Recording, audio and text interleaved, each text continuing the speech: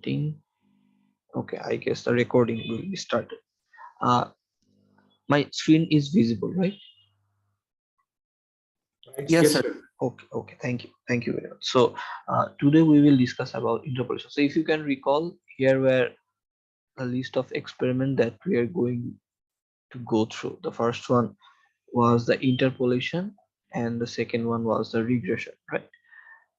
So these two are actually from curve fitting. So we will see what interpolation actually is. So this is our first experiment, if you want to say.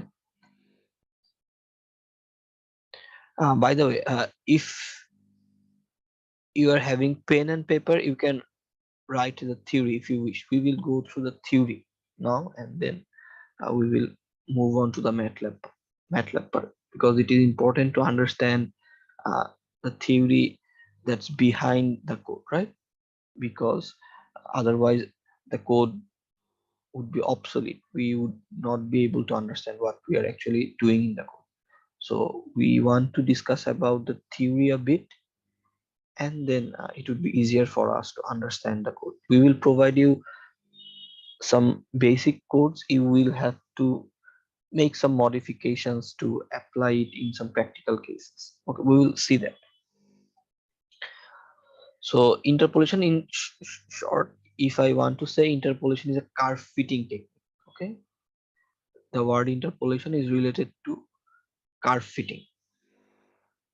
So what do we understand by curve fitting? So it is a curve fitting technique. So whenever we have a set of data, okay, we have a set of data points, we can fit those data points by a curve. Okay, so let's assume we have a set of data points.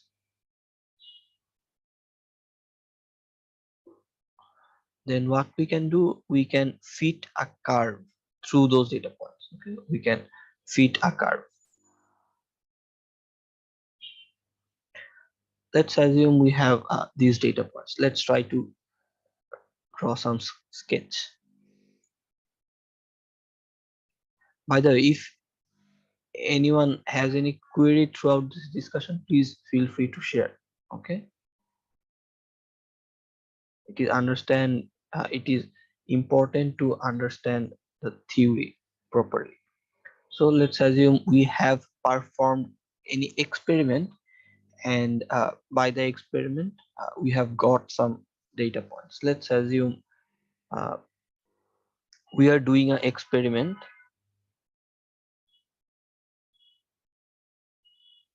where we have a simple where. We have a where, and we want to measure the extension.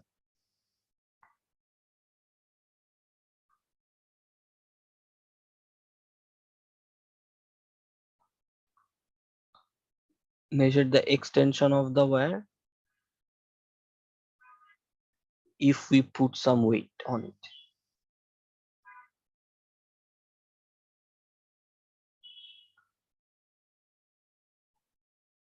Okay, so this is the experiment. So we are actually, what we are going to do, let's assume here is the support. From this support we have a wire made of steel. Let's say this is a steel. This is a thin steel wire, and what we can do at this end, we can put some weight. Let's say we can put a 5 kg weight here, or we can put a 10 kg weight.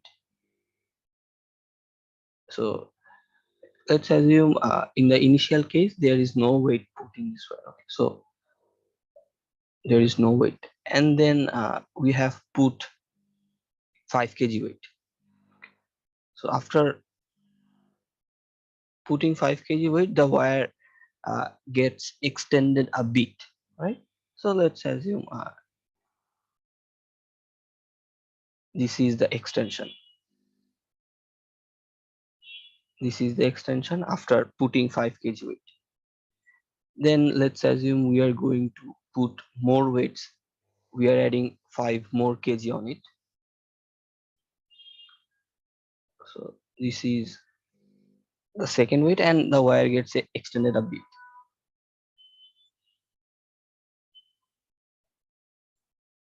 Let's assume this is the extension,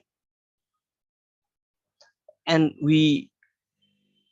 so we are putting weight and we are measuring the extension. So let's assume initially the length of the wire was 1 meter. So this is 1 meter.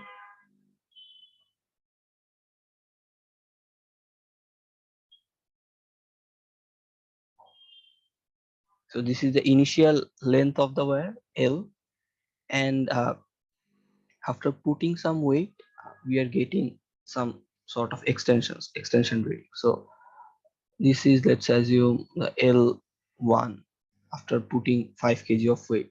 Let's assume the red colored one is the L2 after putting 5 more kg. And if we continue to do that, let's draw one more time. Let's assume we are putting 8 kg weight now.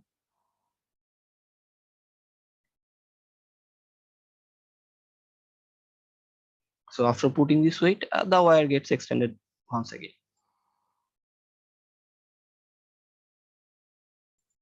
So let's assume this is the extension due to putting the 8 kg weight. Okay, so what I'm trying to say that we are actually performing an experiment, okay, and we are getting some data. So whenever we do some sort of experiment in physics or chemistry or whatever in triple as well, we try to make some table, right? So in this experimentation, if we try to make a table, let's assume we have some independent variable and we have some dependent variable, right? So the independent variables are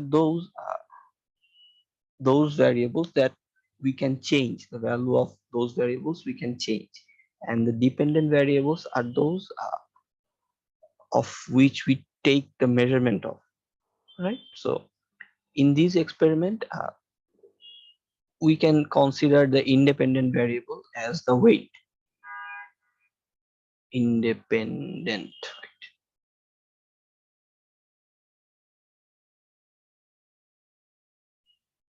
Independent variable is the weight. Let's assume the weight is on kg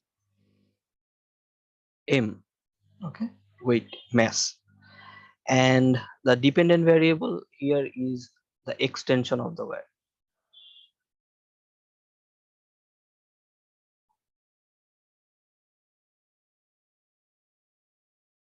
Let's assume this is in centimeter. Okay, so if we put, so this is 5 kg weight, if I want to draw, so it was 5 kg. After putting 5 kg, we got the L1 extension. After putting 5 more kg, we got the L2 extension. Let's assume L1, L2, and L3 will have some value. And after putting this is 8 kg, we got some more extension of the wire. So what we can do, we can prepare a data table, right? And we do this very frequently whenever we are performing any sort of experiment. So and if you can recall, the independent variables are, if you can recall, the independent variables are generally expressed as x. Independent variables are expressed as x, and the dependent variables are expressed as y, right? So we can make a data table here. Sir এখানে কি মানে সমানুপাতিক হারে ওয়েটের সাথে সাথে ওই এক্সটেনশনটাও বাড়তেছে তাই না sir? Let's assume it's just some sort of random experiment. ঠিক আছে, আপনি যেটা বললেন ওটা ঠিক আছে, ওটা হচ্ছে আমরা হুকের সূত্র দিয়ে দেখছিলাম, তাই না? Hooks yes sir, yes sir. Spring এর মতো স্যার, ওজন বাড়ালে ওটার দৈর্ঘ্যটা বাড়তেছে এরকম। এক্স্যাক্টলি হ্যাঁ, তো ওটা নরমাল থিওরি অনুযায়ী ওটা আসলে লিনিয়ারলি বাড়ার কথা, আপনি ঠিকই বলছেন। তো এটা ধরে নেন যে এটা একটা র্যান্ডম এক্সপেরিমেন্ট, ওকে? এটা আমাদের নরমাল ফিজিক্সের এক্সপেরিমেন্ট না।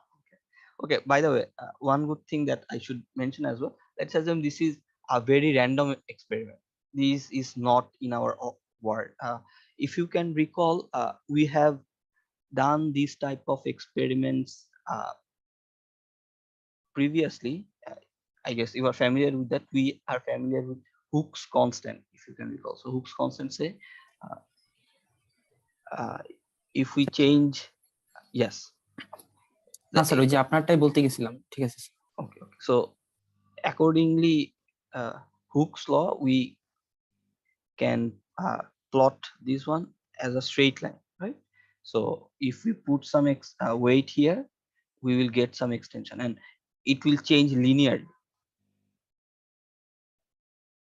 Okay, so if we put 5 kg weight, then more 5, then 10, then more 8 kg, then 18, the extension would be linear. So we will get a line that would be a straight line passing through the origin. This is what happens in our world. Okay, so this is the real life. Let's assume we are doing this experiment in some other world. This is an imaginary experiment. Okay, so this is because I want to plot those data in some random manner. That's why I am saying this. Let's assume this experimentation is done.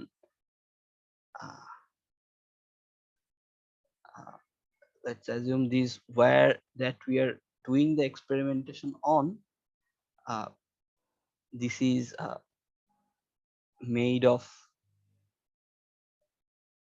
some material of Mars. Okay, so this wire is made of some material, and this is not from our world. The material is from the Mars. Okay, some other planet. So this wire is actually, if I want to say, an imaginary wire for just simple case. Okay, because I want to plot the data in random manner. I don't want to do this type of straight line things right now. Okay, so we have a wire, and we have made the wire with some material that was found on Mars. The astronauts brought back those material, and we have constructed, or we have made this wire, and now we are doing some sort of experiment on it.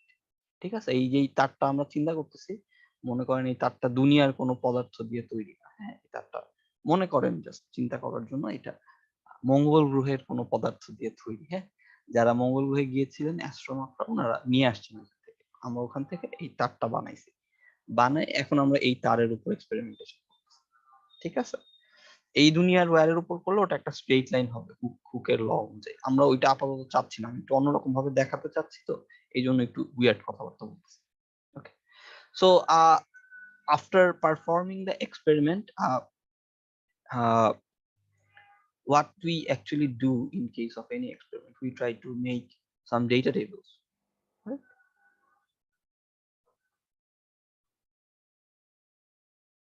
So let's assume this is the data table, and we do this type of things very frequently, not only in physics or chemistry, but we do this type of things in our electrical experiments as well.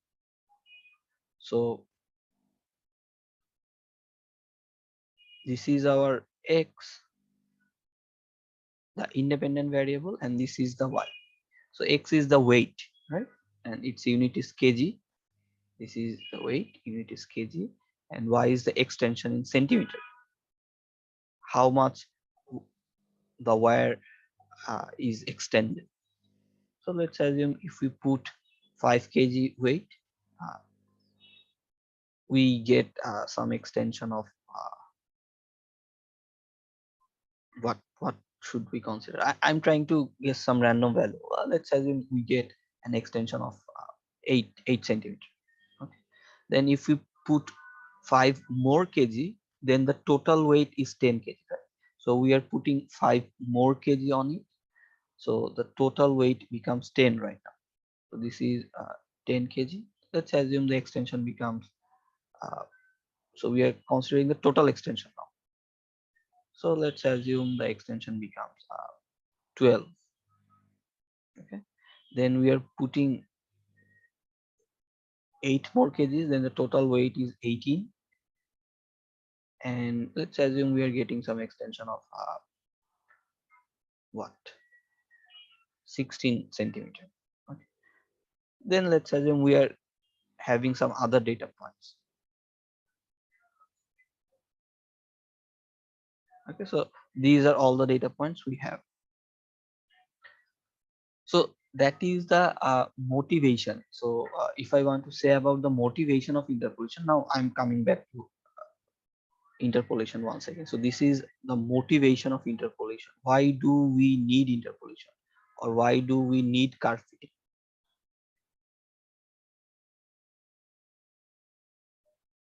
Motivation means I want to say why do we need interpolation?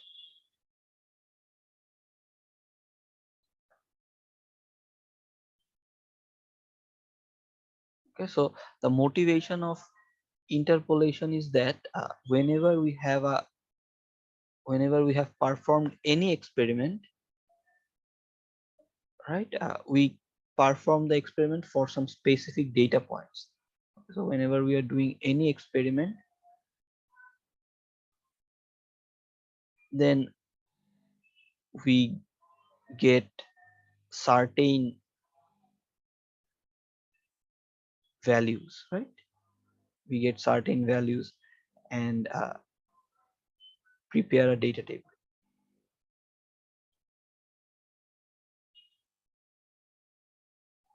So what interpolation helps uh, in case if we want to know the value in any other data point, like the where we have not performed the experiment. Okay, let's try to explain it with this graph.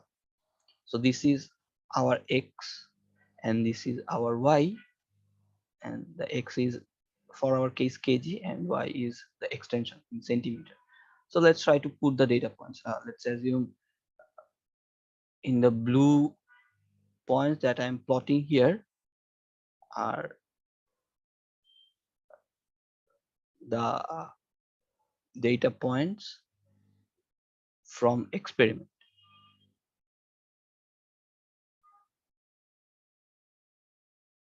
Okay, so I'm trying to plot the data points here.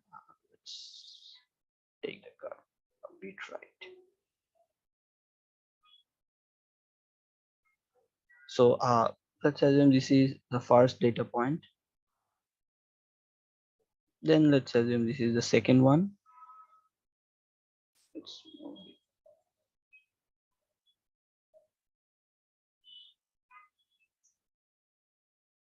So this is the y and this is the x. So this is the corresponding x value and this is the corresponding y value. Like for the first data point we have 5, the x value is 5 and the y value is 8. So let's assume the coordinate of this point is 5, 8. Okay, similarly for the second point we have the x equals 10 and the y equals 12, right? So the coordinate of this point is 10, 12. So we may assume this is 10, 12. So we can plot all the data points here. So I'm trying to plot the data points.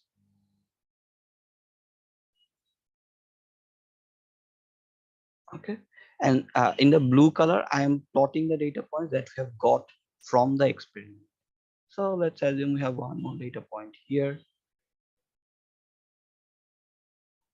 By the way, I'm using these data points in a random manner. This is a random shape. Don't take it for some fixed thing or otherwise. And let's assume we have one more data point here. Okay, so we have the x values and the y values. So okay, let's make it longer. Okay, so from these points we know some certain x and y values, but the question comes whenever I ask you something. Let's assume so this is the 5 kg, this is the 10 kg, let's assume this is the 18 kg, and so on.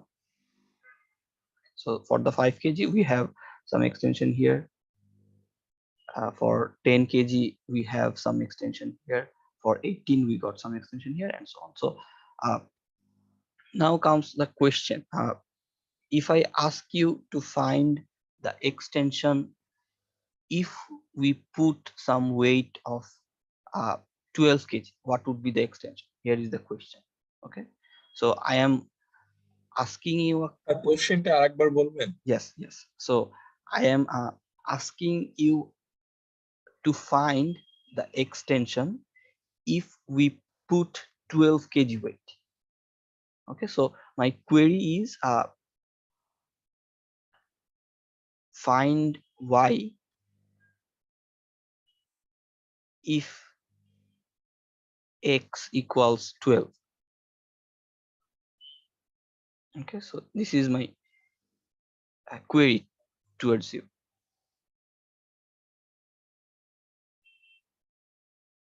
X is equals 12. Okay, so I'm trying to say if we have put 12 kg weight, then what would be the extension? That is my query. Okay, let's make it in red, so, or we can make it in green, more visible. So this is the question towards you. So what can we do?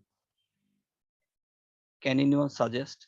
We don't have this data point, right? We haven't performed the experiment for 12 kg weight, but now for some reason we need this value. Like if we put 12 kg weight, what would be the extension of the wire? We want to know about that. So what can we do in this case? Can anyone suggest any idea? Yes. We can differentiate y. Differentiate. We can. Okay. What do you mean by differentiate? Like we will extend the graph. This type of thing you were trying to mean, or হ্যাঁ বলেন, কারো কিছু বলা থাকলে বলেন। We can create an equation using the points that we have and find the slope, and using the information we can input Okay. the Okay. x variable, which is 12, and then we can find y. Okay. So And we can draw best fit line through the points and interpolate. exactly, that's the thing what we are going to do. That's the simplest thing we can do actually. Okay, so our main task is that we will try to fit a curve, and then we can do anything we wish. We can differentiate it, or we can do some sort of integration or some other mathematical task if we wish. Okay, but the first thing what we have to do is that we have to draw a graph, a best fit line that some of you mentioned. So after drawing the graph, after getting the line, then we may do any sort of thing with that. We can differentiate it, we can integrate it, or anything we wish. Okay, so our target is to do we are going to draw a best fit line here. We are going to add these points.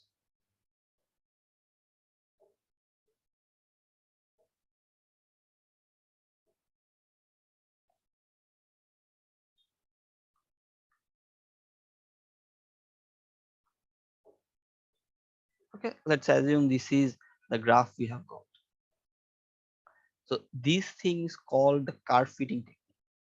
Okay, the thing that we have done here is called the curve fitting technique. Curve fitting technique means we have some data points, some specific data points. These blue colored ones were some specific data points, and these data points are discrete. Discrete means we don't know all the x or all the y. Rather, we have performed for some specific x and y, but we may have to know the value at some other point. Like here, we have to know the value of the extension for x equals 12. So in these cases, curve fitting techniques help us, and interpolation is one of the curve fitting techniques. Okay, so now what we can do after doing the curve fitting or performing interpolation, we will get the equation of this graph. So after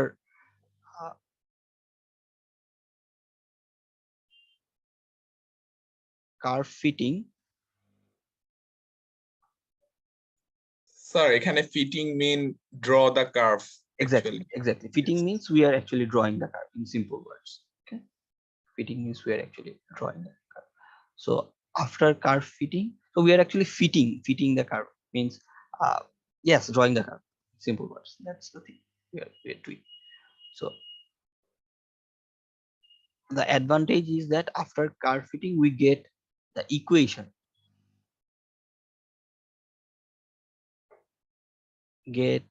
equation of the graph.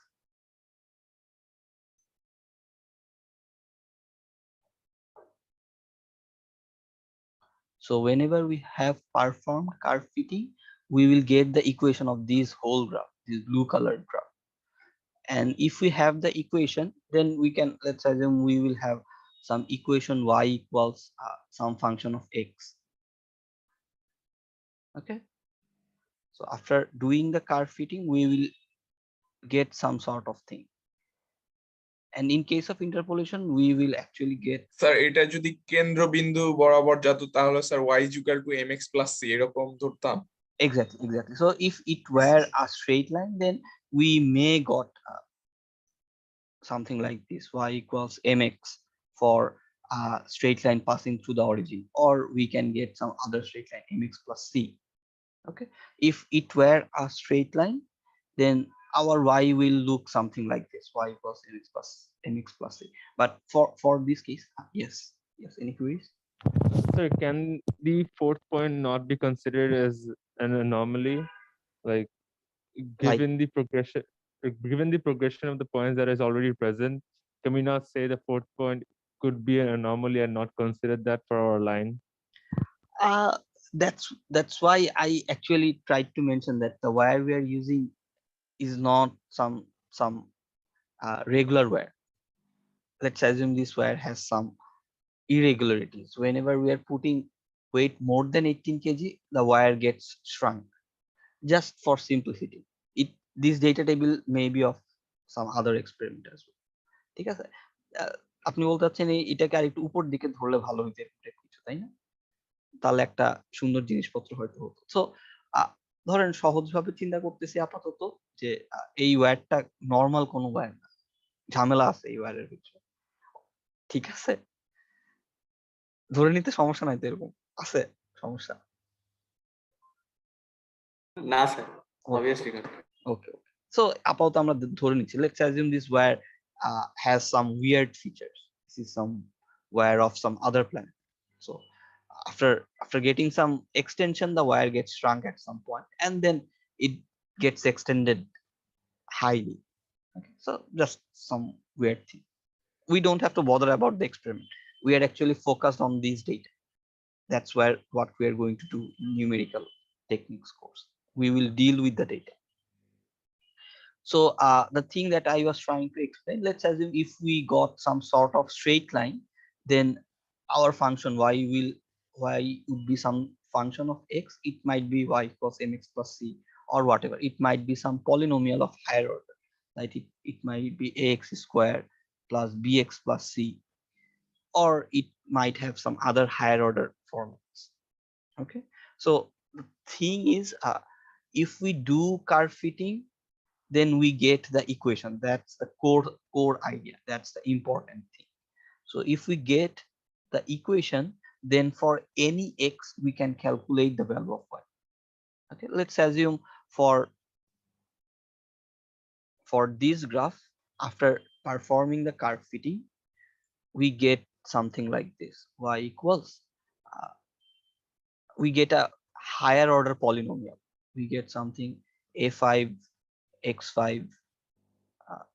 plus a4 x4. Okay, let's give some values. Let's make it simple.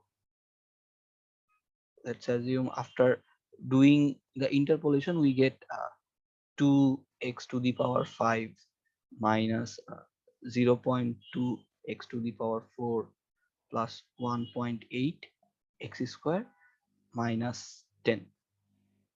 Okay, after doing the interpolation, we will get some sort of equation here.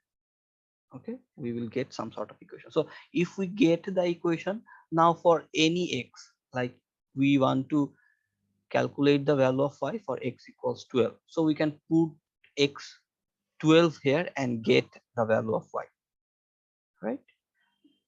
So what we are going to do, that if we want to calculate the y value for x equals 12, we are actually focusing on this point. We will get the y value from the graph or from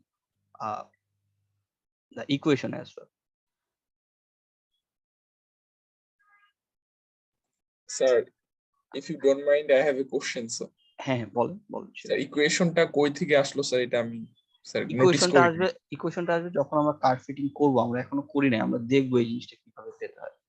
okay sir. Okay, so this equation will come after doing the curve fitting.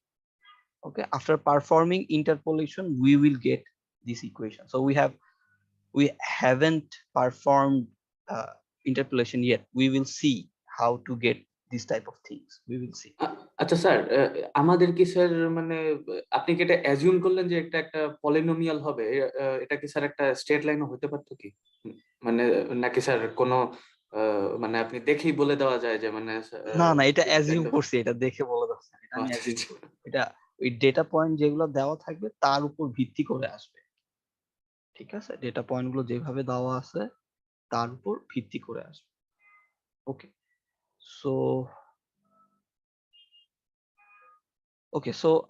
so that's the motivation of interpolation. So if we put the x value here, we will get the value of y. Okay, this is called interpolation. Interpolation means we will get the value in between the known points, like we have the known points here and we get the value in some other point where we haven't performed the experiment. Okay, we will get the extension here. Let's assume this is some y value, this would have some y value. Okay, just to let you know one more term, this is just to get introduced with. We are not going to discuss about that. This is called the extrapolation. We are not going to discuss about extrapolation, just to make you know about this. So whenever okay, let's move this down a bit.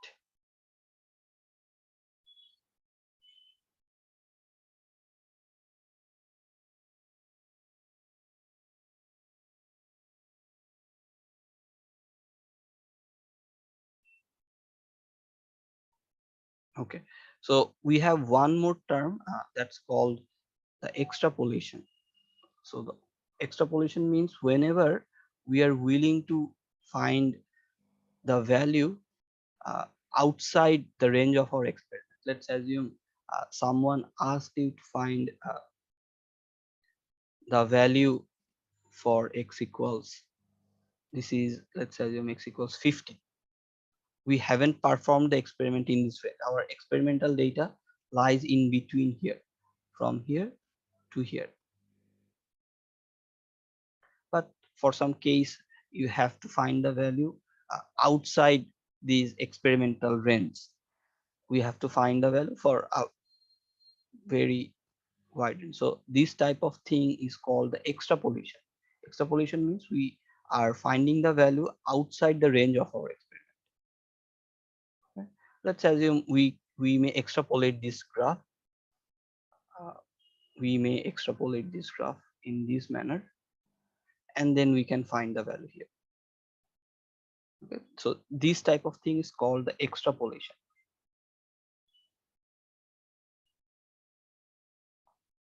So interpolation is a thing where we calculate the value inside our experimental range, this blue color portion, but in some cases we might have to find the value outside of our experimental range, and in those cases we use extrapolation. Sir এটা কি আরো নিচে হতে পারতো না?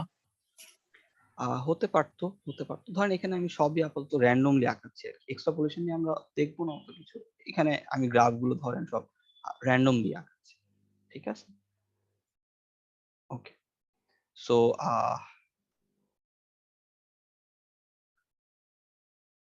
ওকে, যায় না কেন? So so this is the thing. So this is the motivation of interpolation, that if we perform an experiment, we get some certain values. Interpolation helps us. The motivation is interpolation helps us to get the value in some other data point. So interpolation helps us to find y value for some other x. By some other x, I want to mean that we didn't perform the experiment for that x. Okay, so that is the motivation of interpolation, or that is actually the motivation of curve fitting technique. We will see regression in the next session. Hopefully we will see some similar thing in that session as well. Okay, so now comes the question, how can we perform interpolation? How can we get this type of equation? So this is the question, right? How can we get this type of thing? So what we are going to do is that we will take, so interpolation can be of two types. So interpolation can be of two types. First one is the linear interpolation, and the second one is the polynomial interpolation. Okay? Interpolation can be linear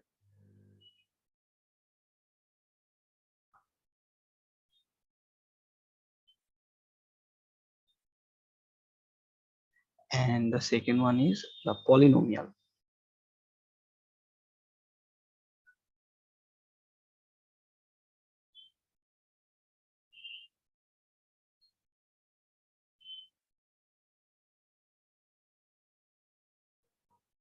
So in case of linear interpolation, let's assume we have these data points. I am copying these data points once again.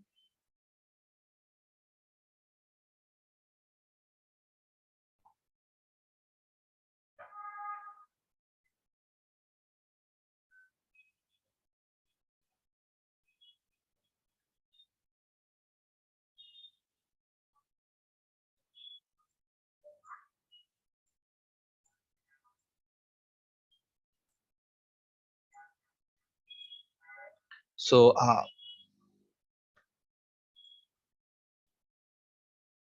in case of linear interpolation, we join this line through small straight lines. So this is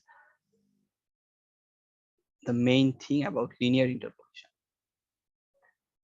Let's make it a bit small.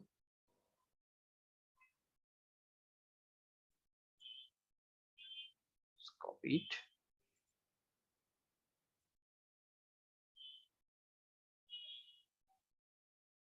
Okay, so in case of linear interpolation, we consider,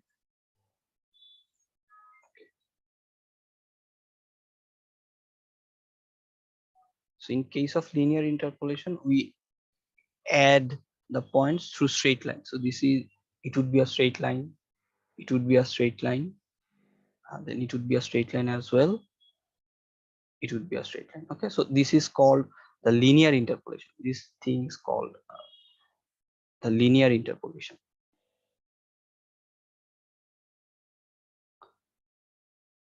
In case of linear interpolation, we join the points through small straight lines.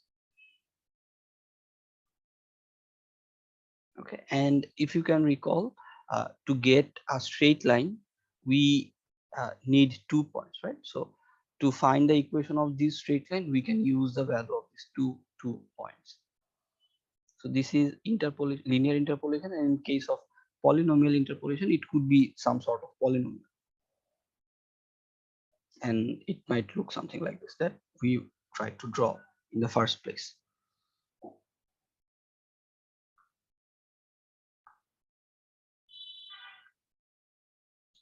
Okay, so this is the polynomial. We will get some higher order polynomial.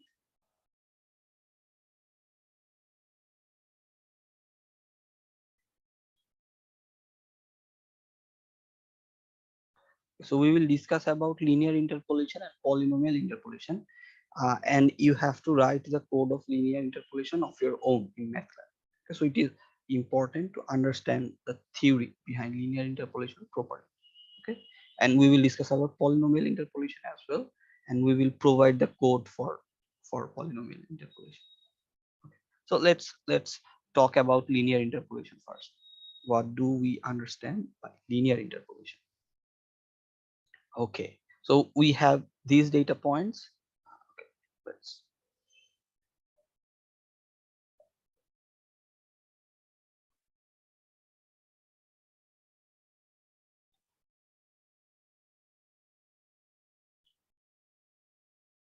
this is linear interpolation.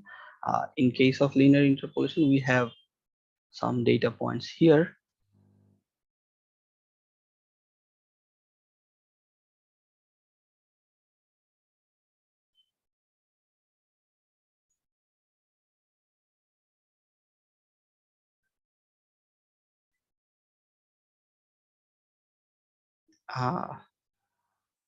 So this is the x,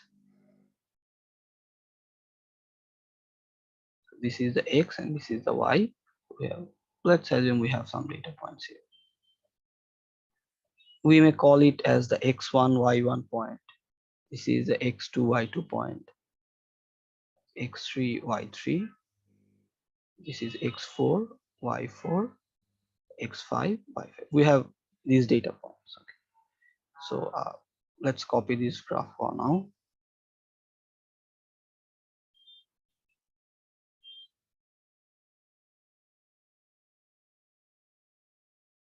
Okay, so what we are going to do, we want to calculate how we can get the expression for linear interpolation. Okay, so let's assume we have this graph, and the coordinates of the first point is x1 y1. So this is x1 comma y1, this is x2 comma y2, then x3 comma y3, x4 comma y4, this is x5 comma y5. So we have plotted those points, and somehow we have got this straight line. So now we will discuss how we can calculate the y value at some other point. So let's assume we want to find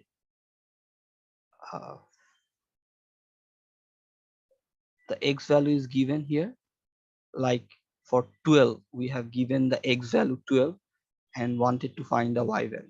So let's mark this point on this straight line.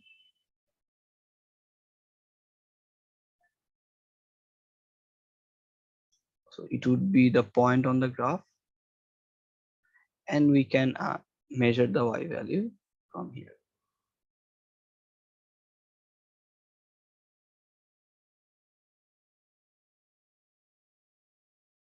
Okay. Let me make it a bit.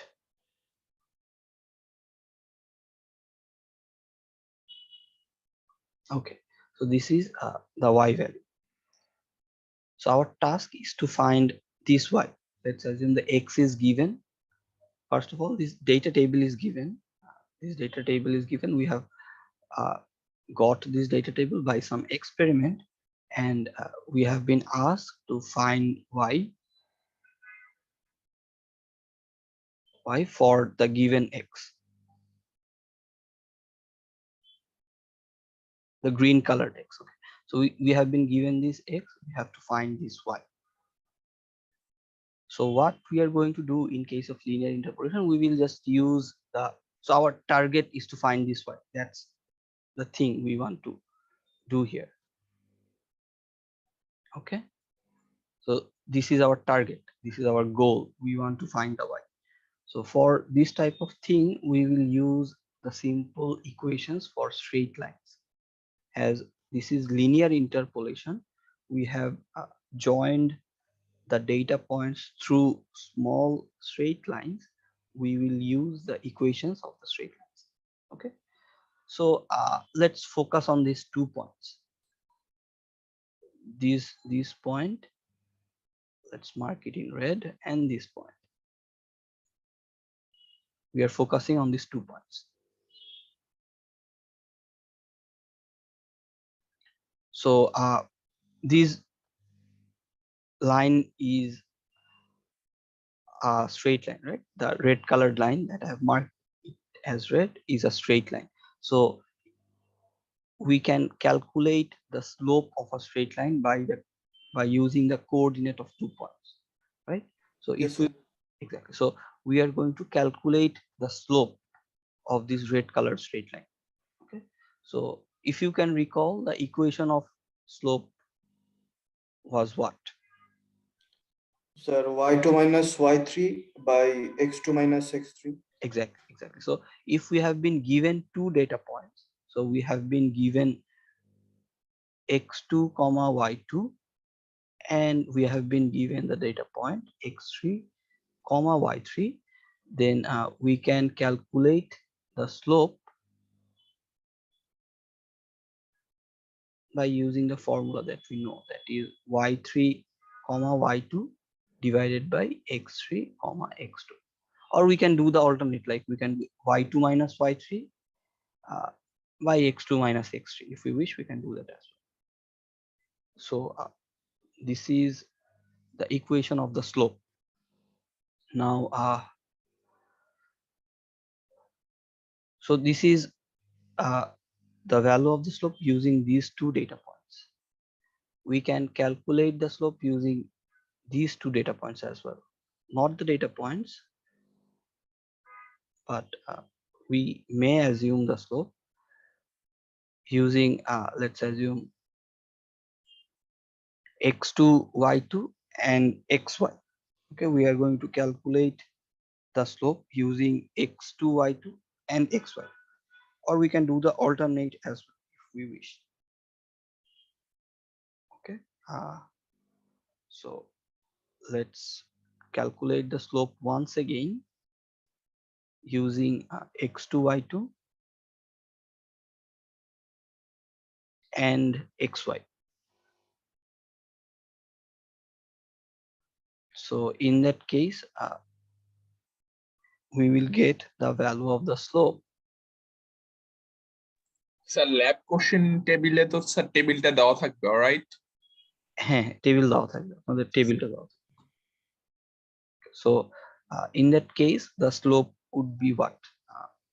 Let's assume we can consider x2 minus y2 minus y, y2 minus y, or we may consider y minus y2 to be easier for us. We can write y minus y2 divided by x minus x2. Okay, so these 2 slopes would be exactly equal, right? Because they are on the same straight line, and the slope of a straight line is fixed. This is the same straight line, this red colored straight line, and we know the slope of a straight line is constant. So we can equate these 2 slopes. So if we equate these 2 slopes, what will we get? We can write here, we are just going to equate these 2. I'm just going to copy these values. So it would be equal to this.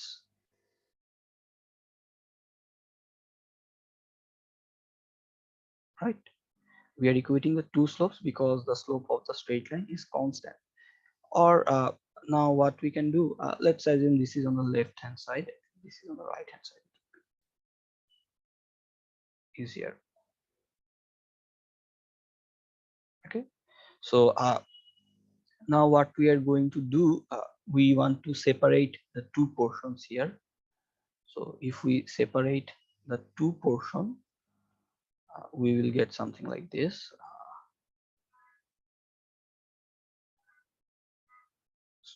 Copy this one here. Our target is to find the y. Okay, our target is to find the y.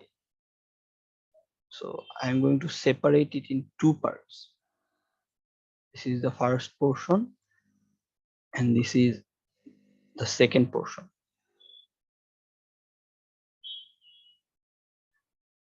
Okay, because my target is to find the y value. Okay, my target is to find this y value. So I have separated it in two portions. They are exactly same. If we do the LCM, then we will get the previous line, right? So after doing this, we can write it in this manner. Let's keep it as it is. Y3 minus y2 divided by x3 minus x2. Now we can take this portion to the right hand side. So we will get something like this. I'm going to copy this. So we have separated the two terms on the left hand side, and now I am going to take this portion to the right because I am willing to find this y. The x is given already. The x is given. I am willing to find this y. So I'm just going to copy this here. So if I take this portion to right hand side, the minus would be plus, right? So it would be plus. You can write it as equal, and it would be plus. I have taken this term to the right hand side of the equation. This term, I have taken this term to the right hand side of the equation. Now we can do some LCM.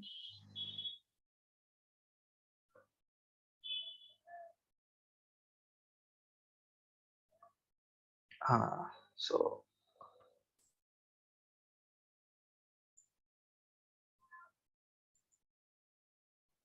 or what we can do, we can multiply each of the term with x minus x2. Okay, so we are going to multiply each of the term with x minus x2 so that it gets cancelled out. So if I multiply each of the terms with x minus x2, then we get the value of y. Yes, any queries? Okay, so we are multiplying each of the terms. Here we have y2, and we have this x minus x2 here.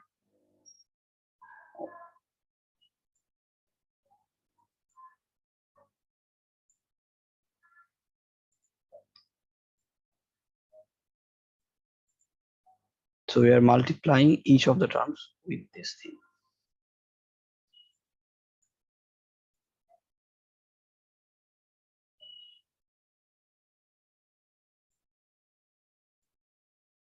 Okay. Sir, is it a general formula of linear interpolation? Yes, we will reduce a general formula. Yes, we will reduce a general formula interpolation from here. এখানে y2 এর নিচের অংশটা তো কাটাকাটি যায়। হ্যাঁ, আমরা কেটে দিব এখন। So this portion can be cancelled out, right? This is exactly equal. So we can cancel out this portion. So let's just cancel this out. If we wish, we can cancel this out. Or we may write one more line if we wish.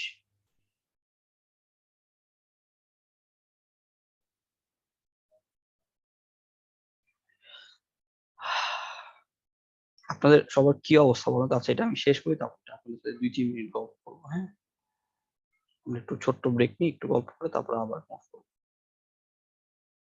So we can cancel this out. So we will get some sort of thing here, right? So one more thing that we can do as well. Okay, let me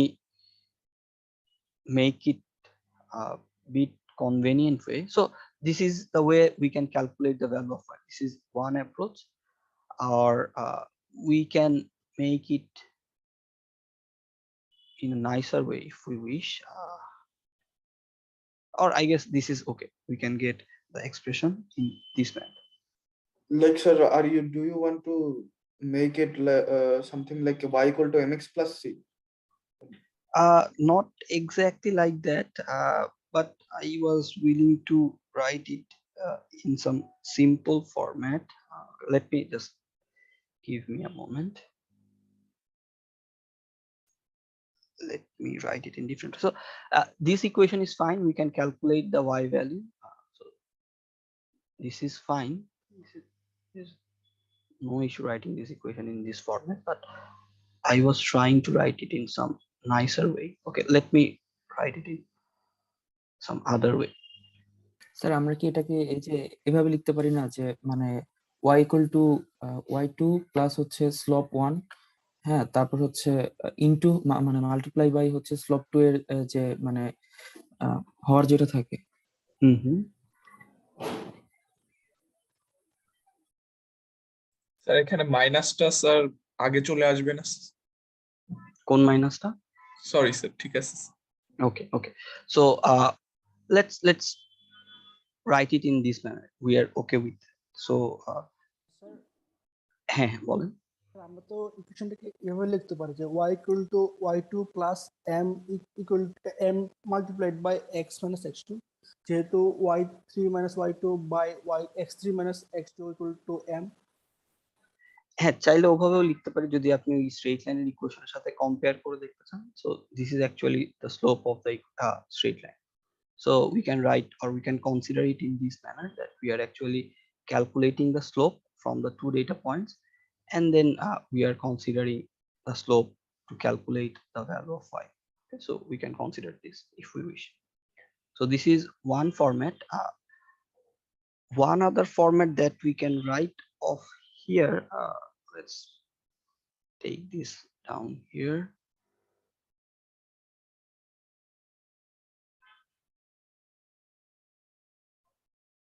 Okay, I guess we can stick with this format if we wish.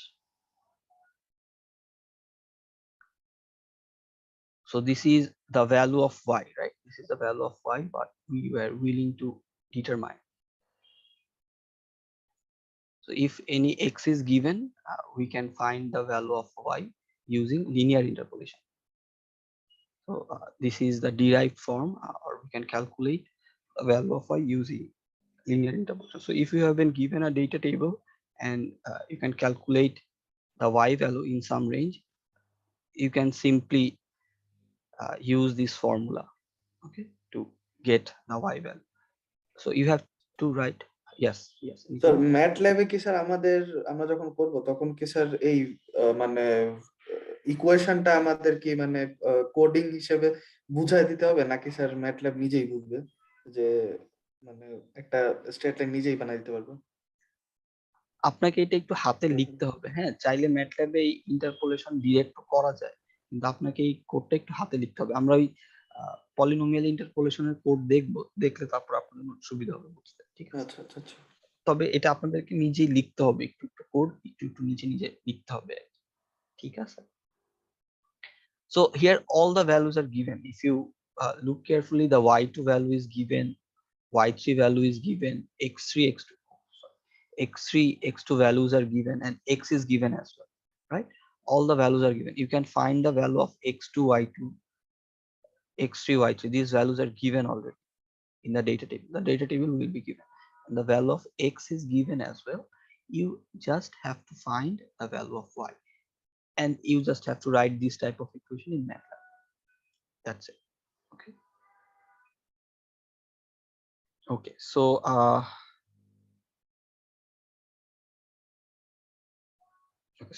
what we are going to do, okay, let me write it in a different form. I was willing to write in a different form. If I just separate in two forms, y3 into this portion, and for the y2 one,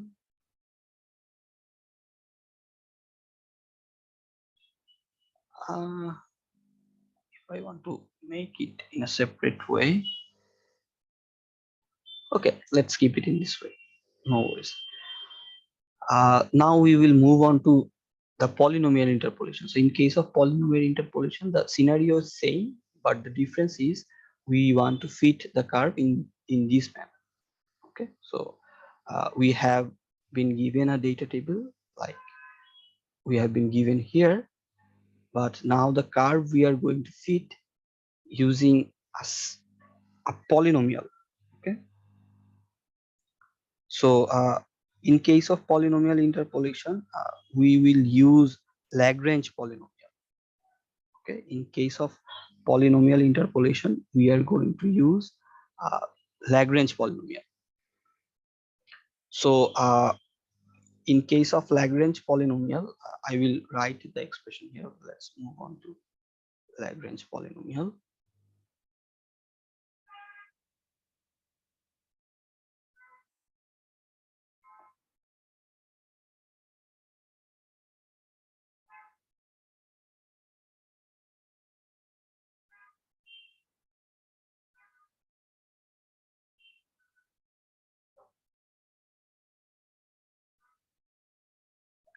Polynomial interpolation can be done using two types of forms. One is a Lagrange polynomial,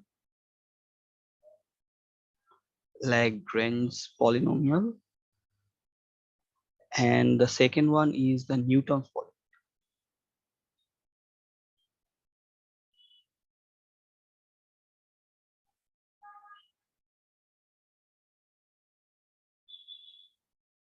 Okay, we will see the Lagrange polynomial here. So if we move on to Lagrange polynomial, so the first thing is we have been given this type of data table.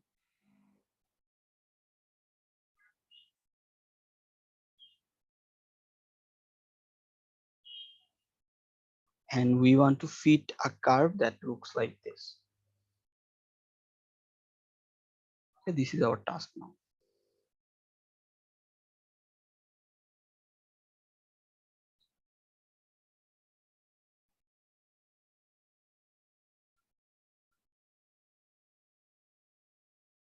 Okay, we want to fit a curve that looks like this. So whenever we are trying to write the equation of the polynomial, I'm going to write it in a direct format, okay, because we don't want to discuss more about Lagrange polynomial or more about the mathematical background behind Lagrange polynomial. Rather, we will use the polynomial directly. Okay, we will use the Lagrange polynomial directly. So if I want to write the form of Lagrange polynomial, it will look something like this. I will explain the terms. So this is the Lagrange polynomial. It will have this type of terms. If I want to write,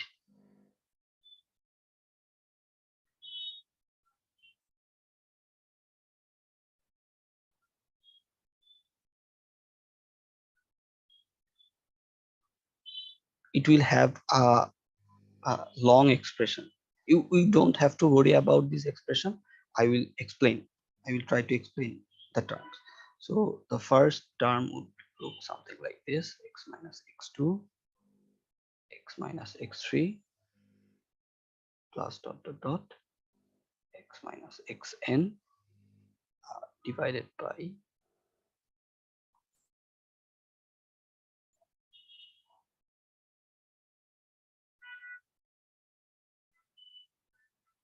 okay, it would be the first term. Then the second term will look something like this.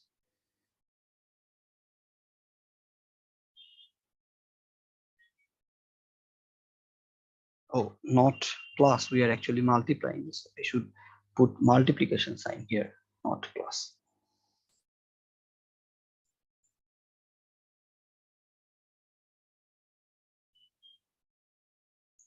It would be multiplied with some other terms up to x minus xn,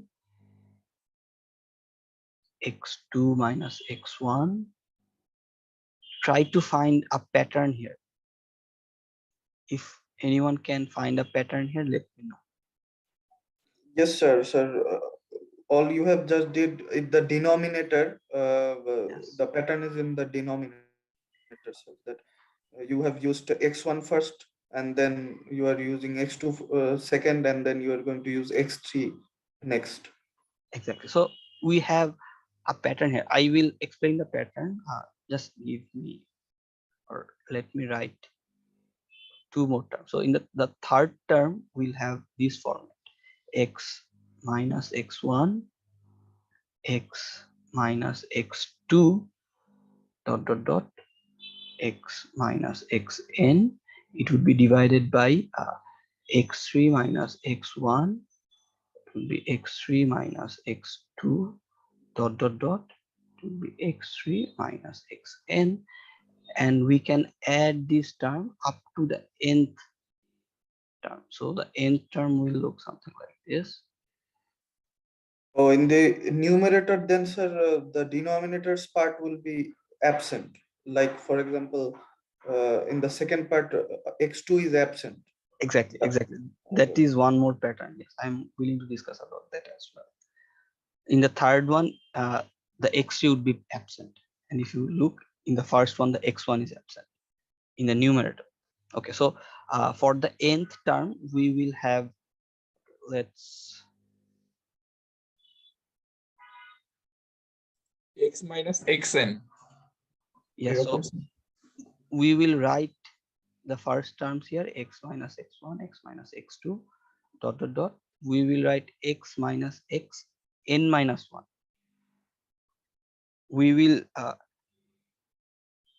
not include the xn right now, and here we will write xn minus x1, xn minus x2, dot dot dot, xn minus xn minus 1. Okay, okay, let's discuss about the pattern. So this is our first term, this is the second term, this is the third term, and this is the nth term. In case of Lagrange polynomial, we get a very long expression, and we can fit a curve of higher order. Okay, so let's consider how we have written this long term. So let's focus on the first term. So whenever we are writing on the first term, we are focusing on x1. Oh, by the way, I should multiply it with some y values as well. I have missed that part. Let's make it a bit smaller.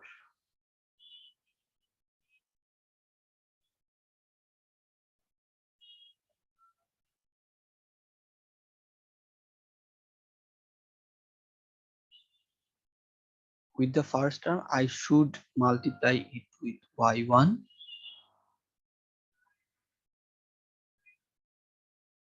We have some y values here as well. This is the y1. And in the second term, I should multiply this whole thing with y2.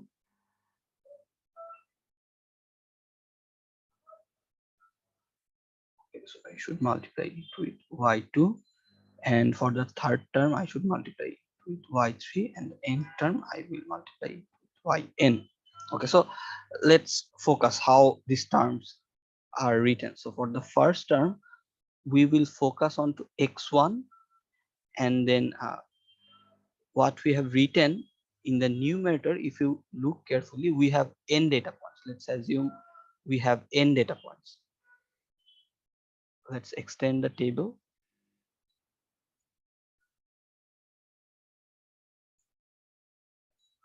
Actually, we have n plus 1 data points if I want to mention.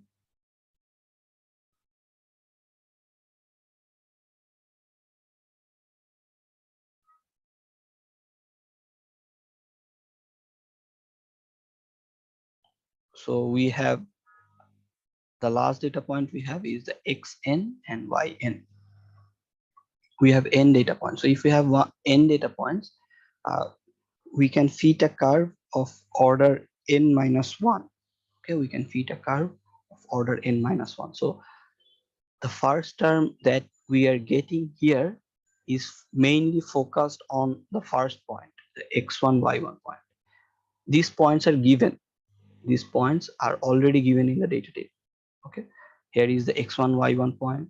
This is known value, the x2, y2, the x3, y3, x4, y4, and we have up to xn, yn. So for the first term, if you look at the numerator, the term that is over this bar, we write it in this manner: x minus x2, x minus x3, up to x minus xn. We are not writing the x minus x1 term. The x minus x1 term is missing here. This is not present. Okay, as in the first term, we are focusing on this. In the numerator, we are not writing x minus x1. But in case of and also in case of denominator, we are not writing this term x1 minus x1, because x1 minus x1 will give us a 0, right?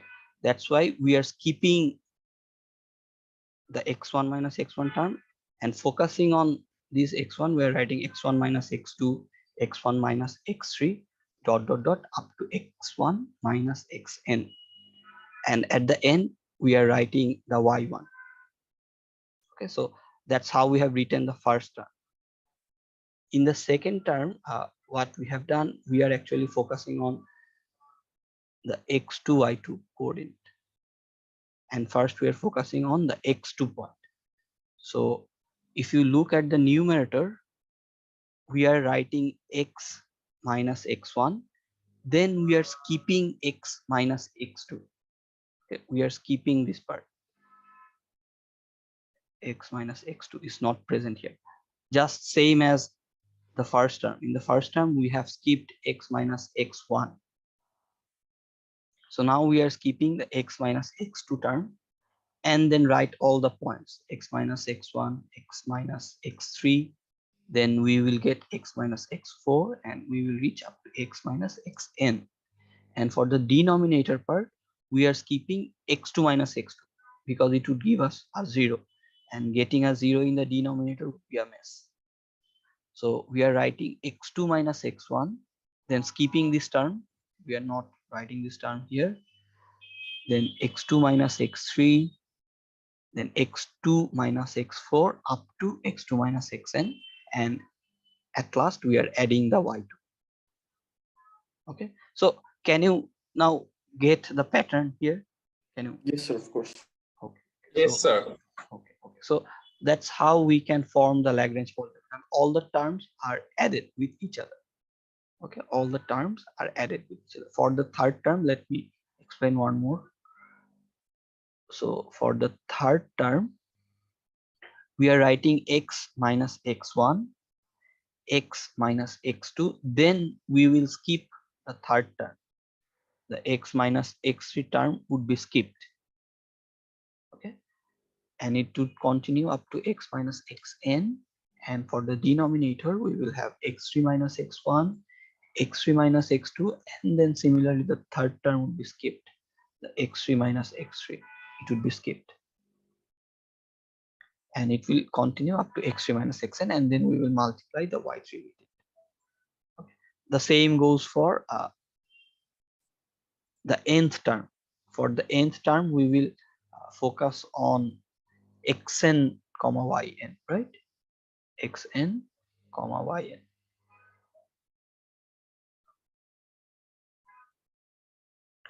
So so now the numerator is same: x1 minus x2, x1 minus, sorry, x minus x1, then x minus x2. It will continue up to x minus xn minus 1, because we don't want to write x minus xn right now. It should be skipped.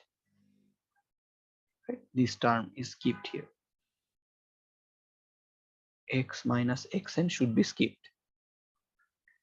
And in the denominator, we are writing xn minus x1, then xn minus x2, then we will get xn minus x3, and it will continue up to xn minus xn minus 1, because we are skipping the last term, that is xn minus xn. right? We are skipping these terms. And lastly, we are putting the y here, multiplied with it. Okay, so that's the pattern how we can write the Lagrange polynomial. Okay. Okay. So after getting the Lagrange polynomial, we get this px. So this is actually, this px is actually the y that we are trying to estimate. This px would give us the polynomial. Yes, sir. Okay, so this px will look something like this. After calculating this whole coefficient, we will get some coefficient. After that, we will get some coefficient, and by doing this type of thing, px will result or px will give us the whole polynomial. Okay, so this is the polynomial we will get. By the way, here we know the x1 comma y1, x2 comma y2, x3 comma y3. These points are known, and this x is the point where we are willing to calculate the y value. Okay, this x is the point at which we are willing to calculate the y value. Okay, like this, like here the x was given, right? The x was given, and we wanted to calculate this y. So here this x value would be given as well. So all the terms at the right hand portion would be known to us. So we can calculate this polynomial, and from this polynomial we will be able to calculate the y value. Okay. We will see that in code. We will see this thing in code. Okay, so this is the Lagrange polynomial.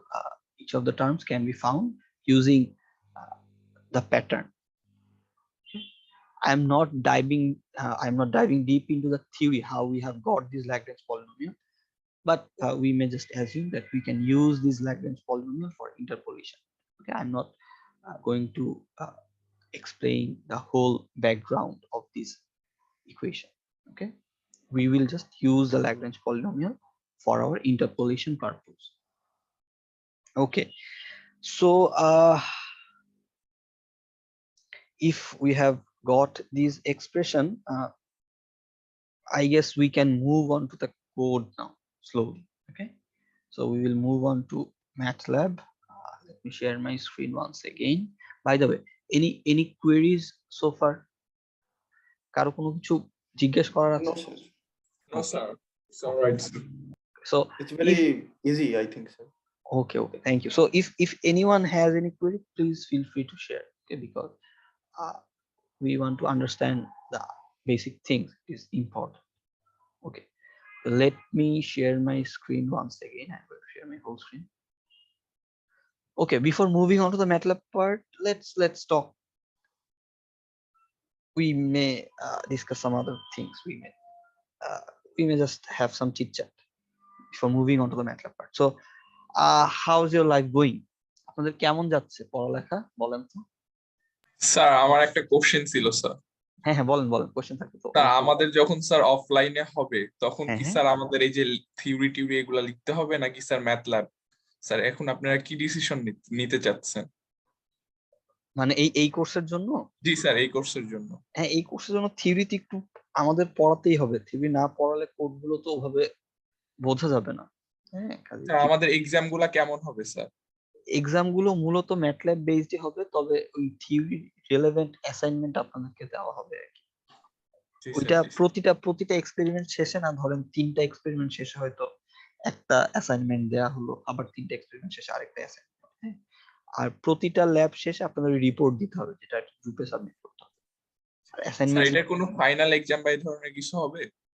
হ্যাঁ, ওই 3টা experiment শেষে আপনাদের একটা ছোট exam হবে, ওটাকে আমরা মিড আকারে ধরতে পারি হয়তো। আবার পরের 3টা এক্সপেরিমেন্ট শেষে আরো একটা সিমুলেশন এক্সাম হবে। না আমরা কি স্যার মানে পরীক্ষার হলে কোড করে দেন স্যার ওটা কি মানে প্রিন্ট করে তারপরে স্যার জমা দিব ওইভাবে? প্রিন্ট করে তো জমা দিতে হবে না, কোড করে ধরেন আপনারা ওখানে থাকবেন, আমরা হয়তো গিয়ে চেক করবো। হ্যাঁ, ওখানে তো আপনারা ধরেন ভার্সিটিতে বসেই সলভ করবেন। ও জি স্যার, আপনারা দেখবেন শুধু এইটা? হ্যাঁ, আমরা গিয়ে দেখবো যে আপনারা কতদূর কি করলেন। জি স্যার। ওকে। এমনি আপনাদের কেমন যাচ্ছে বলেন তো, অন্যান্য কোর্স বা কি অবস্থা, কেমন যাচ্ছে? একটু 1-2 মিনিট কথা বলি আপনাদের সাথে, তারপরে আবার ম্যাটল্যাবে শিফট করতেছি। একটু আমরা রিল্যাক্স করি 2 মিনিট। বলেন তো এবার আপনাদের কি কি কোর্স আছে? আপনাদের 221 নিয়েছেন নাকি কেউ? জি স্যার 221 জি নিয়েছি। Sir 221 sir. স্যার মানে এই কোর্সে 221 স্যার এর একটু ল্যাবটা স্যার ভালোই মজা হচ্ছে স্যার, মানে ম্যাথল্যাব। 221 এ ইয়েস স্যার 221 এর ল্যাবটা স্যার খুবই ভালোই স্যার, অসাধারণ, মানে ম্যাথল্যাবের ল্যাবটা যেটা আমরা করতেছি স্যার 221 এ খুবই স্যার ভালো লাগতেছে এটা। আচ্ছা আচ্ছা, ম্যাটল্যাব বলতে কি সিমুলিং দিয়ে করতেছেন? ইয়েস স্যার সিমুলিং দিয়ে করছি স্যার। আচ্ছা আচ্ছা, ওই ব্লক ডায়াগ্রাম দিয়ে বানাচ্ছেন, বানিয়ে সিমুলেট হ্যাঁ করতেছেন। Exactly sir. ওকে স্যার ম্যাথল্যাবের আমরা দিকে সারা স্যার জীবন মারাত্মক স্যার ইউজ। পি হ্যাঁ স্পাইস ইউজ করতে করতে স্যার অনেক ট্রমার মধ্যে আছি। পি স্পাইস স্যার সফটওয়্যারটা তো একটা ভালো না তো, এই আচ্ছা জন্য আচ্ছা স্যার আমরা হচ্ছে মানে মানে স্যার সিমুলিংকের ম্যাথল্যাবটা স্যার পারফরমেন্স দেখে আমরা ইউজ সবাই করে। অনেক খুশি আর কি। আচ্ছা আচ্ছা আচ্ছা নাই স্যার, আপনি তো আচ্ছা, আমাকে লাস্ট ক্লাসে পিসপাইস ইনিশিয়াল করতে হেল্প করেছিলেন। হ্যাঁ হ্যাঁ প্রবলেমটা হয়েছিল যখন আমি ওইটারে আপনার ইয়াতে করব, মানে সিমুলেশন করব, দেন পিসপাইস এডি ডট ইএক্সি ফাইলটা এটা রান হচ্ছে না, পরে আর সলভ করতে পারিনি। ওইটা ওই একইভাবে করলেই হবে। হ্যাঁ আচ্ছা স্যার ওইটা আমি করছিলাম, বাট এইভাবে করলে কোনো অপশন আসে না। মানে কি ওই যে আপনার ওই ডিটেইল মেনুতে গেলে ওইটাকে খুঁজে পাওয়া হ্যাঁ যায় না? না, ওটা খুঁজে পাওয়া যায় না। হ্যাঁ না, খুঁজে একবার পাইছিলাম, বাট যখন আমি রাইট ক্লিক করছিলাম দেন হ্যাঁ কোনো অপশন আর আসেনি। আচ্ছা আচ্ছা, দেখবো না ওটা ওভাবে করলে হওয়ার কথা। ওভাবে করলে ওই পিস পাইস ডিজাইন ম্যানেজার যেটা ওটাও আসবে, ওটাও আসবে। দেখবো না আপনি আজকে ছুটির পর থাকলে। হ্যাঁ এমনি পিস পাইস একটু পুরাতন সফটওয়্যার, মানে ধরেন আমরা তো আসলে পিস পাই যে ভার্সনটা ইউজ করি ওটা আসলে অনেক পুরাতন ভার্সন, ওটা ফ্রি অনেক ভার্সন। পুরানো স্যার। হ্যাঁ তো এই জন্য আর কি ওটা আপনাদের কাছে একটু মনে হয় যে একটু অসুবিধা বা মাঝে মাঝে রান টান করা একটু কেমন কেমন লাগে আর কি। কিন্তু জব সেক্টরে স্যার ম্যাথল্যাব অনেক সময় লাগে স্যার, এর জন্য কি কি আমাদের বেসিক আইডিয়া ম্যাথল্যাবে কি কি থাকতে হবে স্যার? এই যে ম্যাটল্যাবে কোড করতে পারতে হবে, এটাই থাকতে হবে। ম্যাটল্যাবে কোড করতে পারলেই হবে। আপনি ওই সি তে যেই কোড গুলো করেছেন মানে ওই কোড গুলো আমরা হ্যাঁ কোয়েরি থাকতে জিজ্ঞেস করতে পারেন। কেউ একজন হ্যান্ড রেজ করেছেন। স্যার হ্যাঁ যখন এগুলো সব অফলাইনে হবে তখন কি অনলাইনে কি কোনো অল্টারনেটিভ থাকবে? না না, যদি আমি এই method সেমিস্টারে না কোনো করতে পারি? অল্টারনেটিভ থাকবে না। এই সেমিস্টারে যেগুলো অফলাইন সেগুলোতে সবাইকেই অফলাইনই অ্যাটেন্ড করতে হবে। ঠিক আছে, মানে এই সেমিস্টারে অনলাইন অফলাইন দুই রকমই অফার করা হবে না আমি যতটুকু জানি। Sir this is our first lab, তাই না স্যার? হ্যাঁ মানে নিউমেরিক্যাল টেকনিকের স্যার জি স্যার, এখান থেকে তো স্যার কোশ্চেন নেয়, মানে আমাদের হ্যাঁ মিডে এখান থেকে কোশ্চেন পরীক্ষায় থাকবে। হ্যাঁ এখান থেকে জি স্যার জি পরীক্ষায় স্যার। ম্যাথল্যাবের স্যার আর সুবিধা কি কি স্যার? এই যে সার্কিটও সলভ করতে পারে, কোডিংও করা যায়, আর কি কি আছে স্যার? সব করা যায়। এই যে ধরেন আমরা এই যেসব করতেছি না, আমরা তো এই যে ধরেন গ্রাফ কার্ভ ফিটিং করতেছি, কার্ভ ফিটিং তো আমরা এগুলো যে একদম আন্ডারলাইন থিওরি থেকে দেখে আসছি, এটা দেখতে কেমন তাই না, এখান থেকে আসছি। কিন্তু আমরা ধরেন ম্যাটল্যাবে এই সব কাজও করা যায় ডিরেক্ট। এই এত কোড ডট লেখা ছাড়া ম্যাটল্যাবে সব লিখেই দেওয়া আছে, আমরা ডিরেক্টলি সব ম্যাটল্যাব দিয়ে করতে পারি। যেমন আমি আপনাদের বলতে পারি কোথায় কোথায় আপনাদের ম্যাটল্যাব অনেক লাগবে। আপনারা হচ্ছে ডিজিটাল সিগন্যাল প্রসেসিং একটা কোর্স করবেন 343, ওইখানে ম্যাটল্যাব লাগবে, ওইখানে অনেক কিছু ম্যাটল্যাব দিয়ে করা যায়। তারপরে 341 একটা কোর্স করবেন introduction to communication system, communication, তো ওইখানেও আপনারা ম্যাটল্যাব অনেক ক্ষেত্রে ইউজ করবেন। হ্যাঁ ওখানে অনেক ক্ষেত্রে ম্যাটল্যাব ইউজ করা যায়, মানে থিওরি জিনিসপত্র সব এখানে করতে পারবেন, ম্যাটল্যাব দিয়ে সিমুলেট করতে পারবেন। তারপর যেটা বললেন সার্কিট সলভ করা যায়, ইকুয়েশন গুলো দিলে ইকুয়েশন সলভ করা যায়, সার্কিট সলভ করা যায়। এরপরে ধরেন আপনাদের আরেকটা কোর্স থাকবে হচ্ছে 305, এটা হচ্ছে control systems courses in digital signal processing, introduction to communications, control systems. Many of the courses you will use MATLAB very frequently.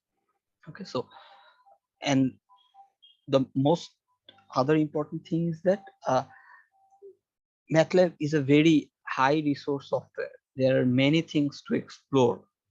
Okay, so many more G things. Sir খুবই পাওয়ারফুল, মানে Exactly. এটার uses দেখে sir খুবই impressed আর কি। Exactly, MATLAB is a very powerful software. So it's up to us how we can utilize this software. Okay, so the utilization is up to us. Like we have a very powerful tool, but if we don't properly use it, then it would be a wastage, right? Sir Yes হ্যাঁ বলেন। Okay, mute হয়ে গেছে I guess sir. okay. So sir actually আমার নেটওয়ার্কের সমস্যা, কিছু একটা বলতে যাচ্ছিলাম বাট বলতে পারছি না। হ্যাঁ বলেন, এখন শুনতে পাচ্ছি। স্যার ওই ম্যাটল্যাব দিয়ে কি স্যার মানে সার্কিট অ্যানালাইজার এগুলো কি নিজেরাও বানানো যায় স্যার? হ্যাঁ, যদি আপনি কোড লিখতে পারেন তাহলে নিজে নিজে বানায় ফেলতে পারবেন। ওভাবে কোড লিখতে হবে লজিক অনুযায়ী ধরে ধরে। স্যার আমাদের কি স্যার এমন কোনো মানে মানে মানে একাডেমিক ভাবে এমন কোনো প্রজেক্ট দিবে করতে, মানে লাইক আমাদের এরকম কিছু বানাইতে হবে? একাডেমিক ভাবে হয়তো দিবে না, তবে আপনি চাইলে ওরকম ট্রাই করতে পারেন। ধরেন ওরকম সার্কিট সলভার আর নোড ধরে ধরে বানান যায়। ওই নোড যেমন আপনারা পি স্পাইসে তো করেছেন স্কিমেটিক একে একে, পি স্পাইসে আরো একভাবে সার্কিট সলভ করা যায়। ওটা হচ্ছে নোড গুলোকে লিখে লিখে, ঠিক আছে? মানে এই নোডের সাথে কোন কোন এলিমেন্ট কানেক্টেড, এই নোডের সাথে কোন কোন এলিমেন্ট কানেক্টেড, এইভাবে করে করেও পি স্পাইসে করা যায়। ওটা আমরা দেখি নাই। ওই রেলেভেন্ট উপায়ে সার্কিট সলভ করা যায়। যখন একটা নোডের সাথে কি কি এলিমেন্ট কানেক্টেড, তখন normally KCL KVL Ohm's law গুলো করে করে সার্কিট সলভের কোড লেখা যায়।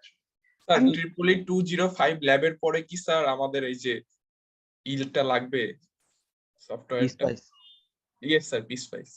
হয়তো অতটা লাগবে না। পিস্পাইসের চেয়ে আপনারা পরের দিকে আর একটা ভালো সফটওয়্যার আছে, প্রোটিয়াস না, প্রোটিয়াস সফটওয়্যারটা হয়তো ওটাও ব্যবহার করবেন কিনা জানি না, তবে অনেক ক্ষেত্রে আপনারা নর্মাল যখন প্রজেক্ট প্রোটিয়াস ইউজ করতেছি স্যার। হ্যাঁ, প্রোটিয়াস সফটওয়্যারটা ভালো আর কি, এতটা আর কি পিস্পাইসের মতন কাঠখোট্টা সফটওয়্যার না। তো এমনি যখন অন্যান্য প্রজেক্ট আপনারা করবেন, তখন সার্কিট রিলেটেড প্রজেক্ট সিমুলেট করে দেখতে হচ্ছে সার্কিটটা কাজ করে কিনা, তখন প্রোটিয়াস অনেক হেল্প। স্যার এখন শুনে মনে হচ্ছে যে স্যার আমরা কিছুই শিখিনি স্যার। না, ওরকম কিছু না, আস্তে আস্তে শিখবেন, এখন তো শেষ হয়ে যায় নাই শেখা। জি স্যার। সেটাই, আস্তে আস্তে শিখবেন।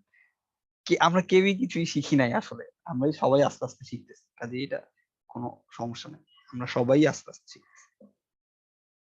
ওকে, আমরা অ্যাকচুয়ালি স্ক্র্যাচ করতেছি, we are just scratching the surface. Okay, so আপনার বাসা কোথায় sir?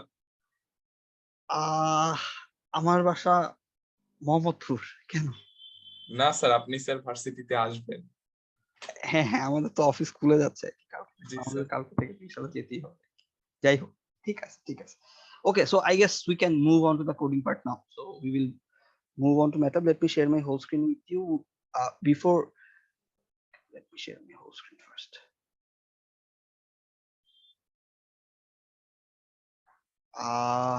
Is my screen visible?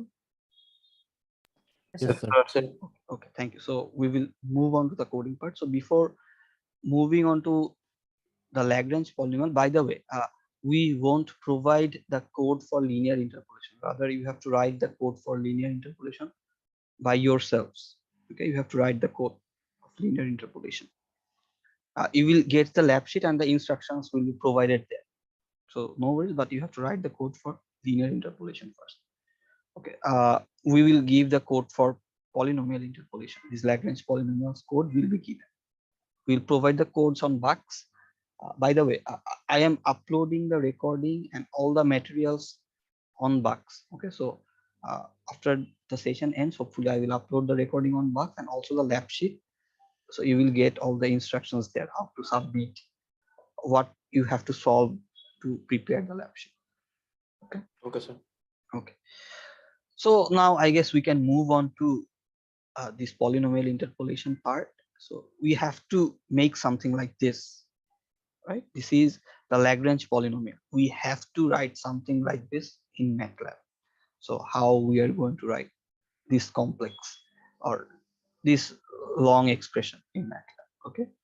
So what we are going to do before moving on to this whole thing, we are going to learn some small piece of things to make a large one. So we will focus on some small things first. The first one is how we can deal with polynomial in MATLAB. Okay, so our main target is to write this thing, but before moving on to this, we will do some small examples of polynomial so that we can write this thing easier way, to be easier for us to understand. So now I want to discuss about polynomials. Okay, working with polynomials. Sir ওই Newton's polynomial এটা শিখতে হবে না? না, ওটা আমরা আপাতত এখানে শিখবো না। নিউটনস পলিনোমিয়ালটা আমরা আপাতত এখানে শিখবো। So working with polynomials in MATLAB.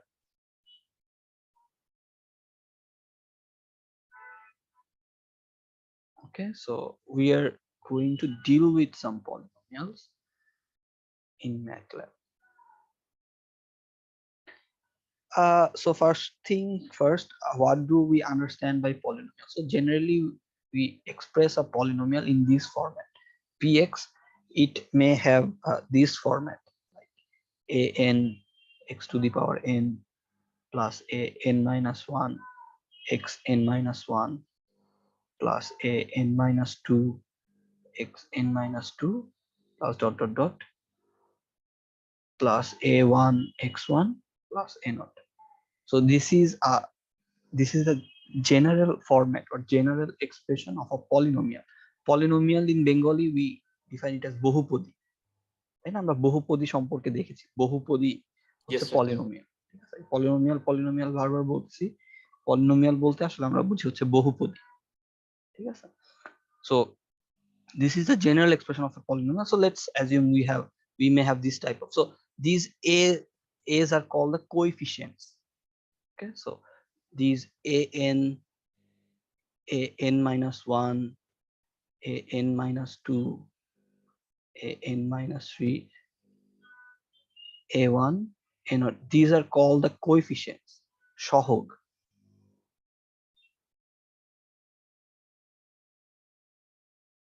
Okay, these are called the coefficients of the polynomial, বহুপদীর যে সহগ আমরা বলি. Okay, and this is, and we call the order of a polynomial as the highest power of x, right? So this is a polynomial of nth order. Okay, so we call this polynomial, this is an nth order polynomial.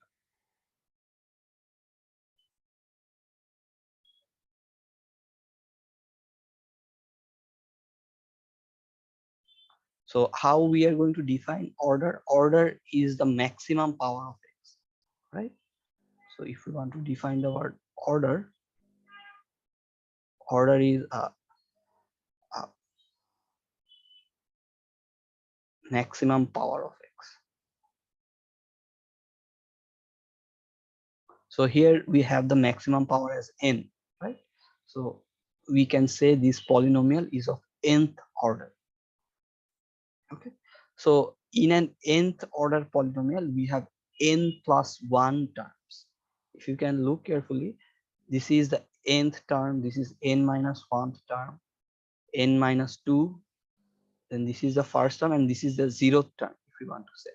So we have actually n plus 1 terms in a nth order polynomial. In a nth order polynomial we actually have n plus 1 terms. Okay, so let's give an example. So if we have something like this, 5x cubed minus 3x squared plus 2x plus 2. So this is a third order polynomial, as we have the maximum power 3 here. Sir এখানে কোএফিসিয়েন্টের আগে n a not, তার আগেরটা কি a1? এটা sir এই যে এখানে sir coefficient লেখা যেখানে, স্যার তার আগেরটা n a0 a1 a1 a0, হ্যাঁ a0 a1. Okay, so this is a third order polynomial, right? X cubed minus x squared. So this is a third order polynomial. Okay, so these are the coefficients. This is the first, this is one coefficient, this is another. So we may consider it as a naught. This is the a1, this is the a2, and this is the a3. So if you look carefully, in a third order polynomial we actually have 4 terms, right? This is the first. Sir এখানে cube জন্য x cube জন্য third order polynomial, তাই না sir? Exactly, হ্যাঁ, কিউবের জন্য third order polynomial, মানে x এর ম্যাক্সিমাম পাওয়ার যত থাকে, right? We have the maximum power of x as 3, so this is actually a third order polynomial. And in a third order polynomial we have 3 plus 1, 4 terms, right? And here are the coefficients. Some coefficients might be 0, but let's assume we have a fourth order polynomial, minus 9x to the power 4 plus 2x minus 5. So this is a fourth order polynomial because the maximum power present is 4 here, right? So this is a fourth order polynomial.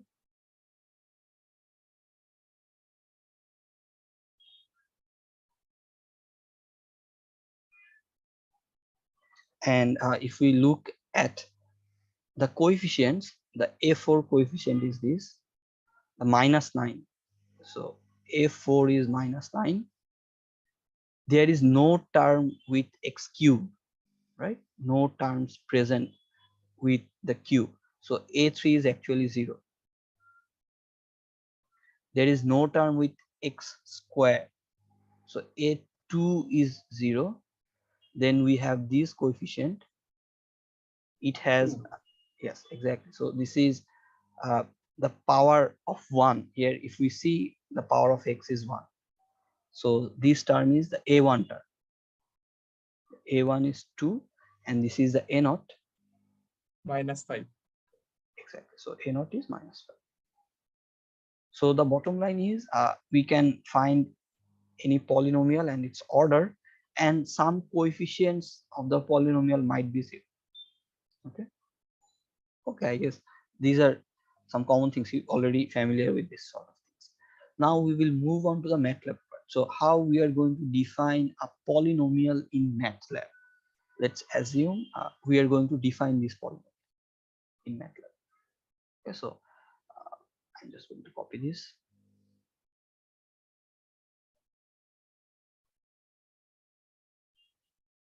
So we have this polynomial and we want to use this polynomial in MATLAB. So to define a polynomial in MATLAB, we just have to define an array. Simple. Okay. So let's assume we can define an array named P like this: 5, minus 3, 2, 2. So if we define an array like this, MATLAB will understand that we are willing to work with some polynomial. An array would be fine. An array would be fine to define any polynomial. Okay. Similarly, let's assume this polynomial.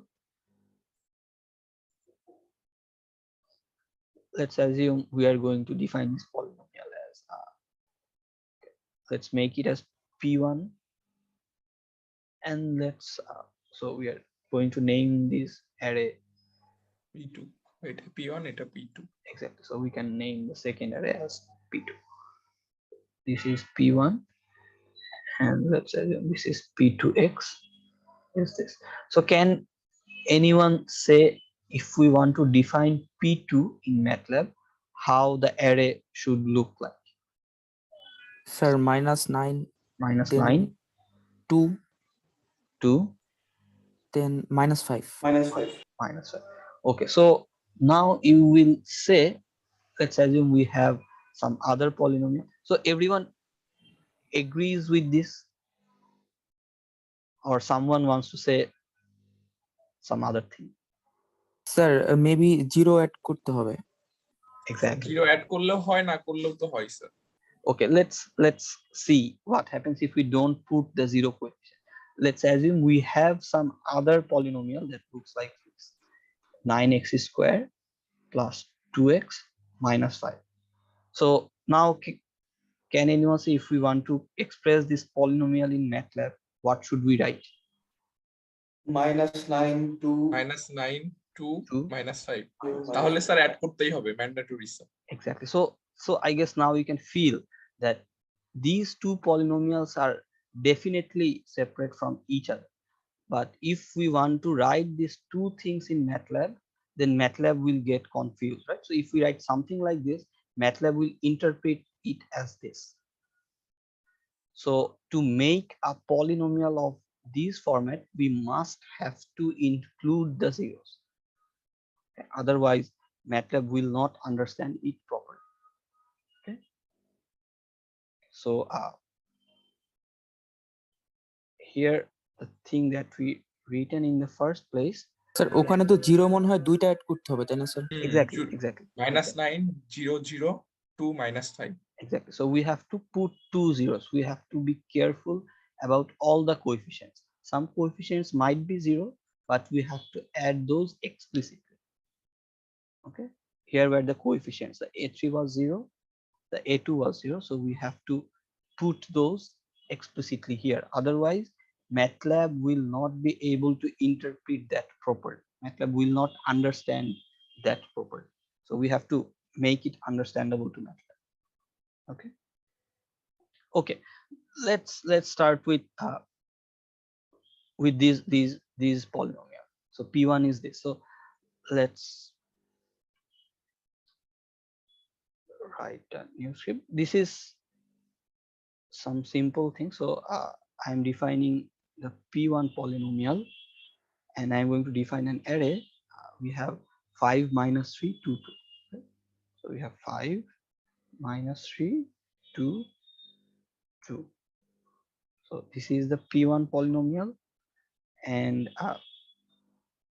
let's define the let's assume we are defining this P2 polynomial -9 0 0 2 -5.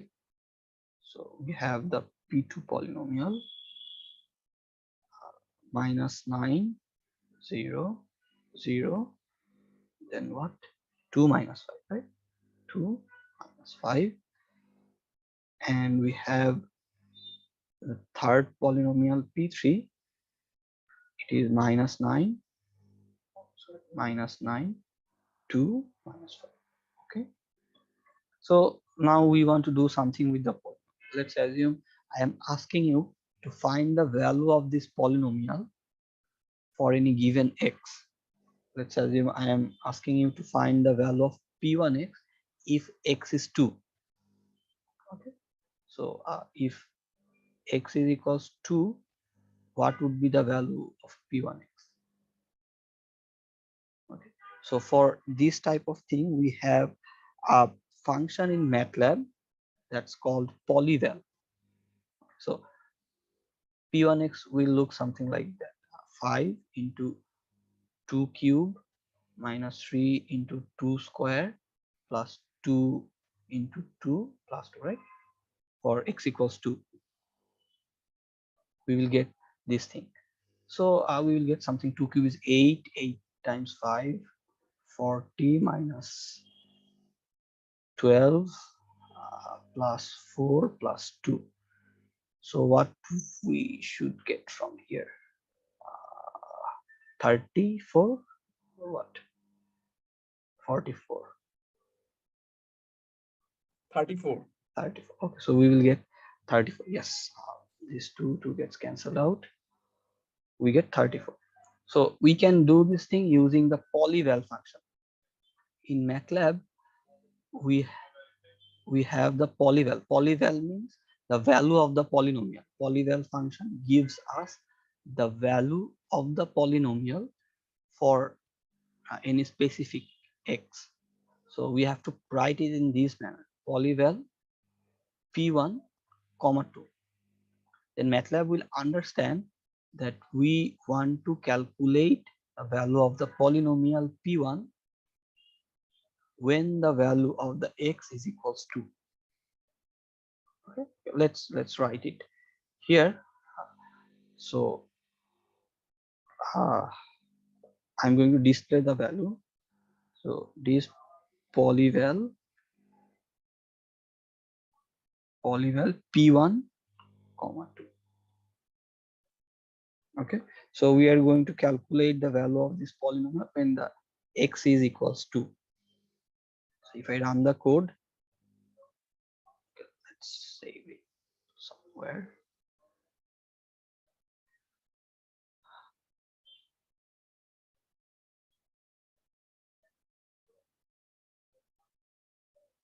Okay,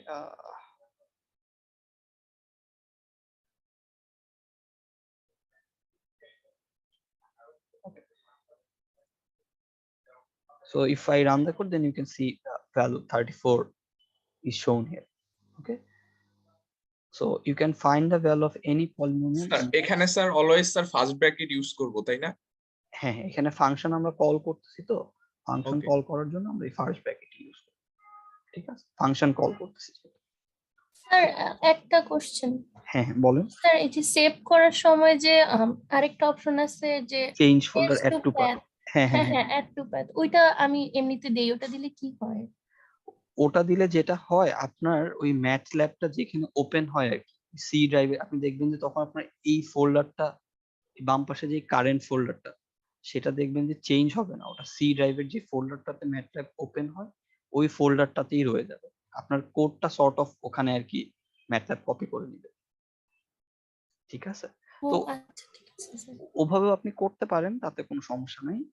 তবে change folder দিলে আপনি আপনার এই current ফোল্ডারটা দেখতে পারবেন। Add to path দিলে দেখবেন যে এই ফোল্ডারটা ওই সি ড্রাইভের একটা র্যান্ডম ফোল্ডার আকারে রয়ে যায়। ঠিক আছে, তো ওটা থাকলেও সমস্যা নাই। আপনার তখন এই কোডের পোর্শনটা ম্যাটল্যাব আর কি জাস্ট ওখানে কপি করে নেয়, করে নিয়ে ওখানে কাজকর্ম করে, অসুবিধা নেই। আর যদি আপনি চেঞ্জ ফোল্ডার দেন, তাহলে আপনি যেই ফোল্ডারটা সেভ করতে চাচ্ছেন ফাইলগুলো, সেইখানে হচ্ছে চলে যাবে। দুইটাই ওকে, সমস্যা নেই।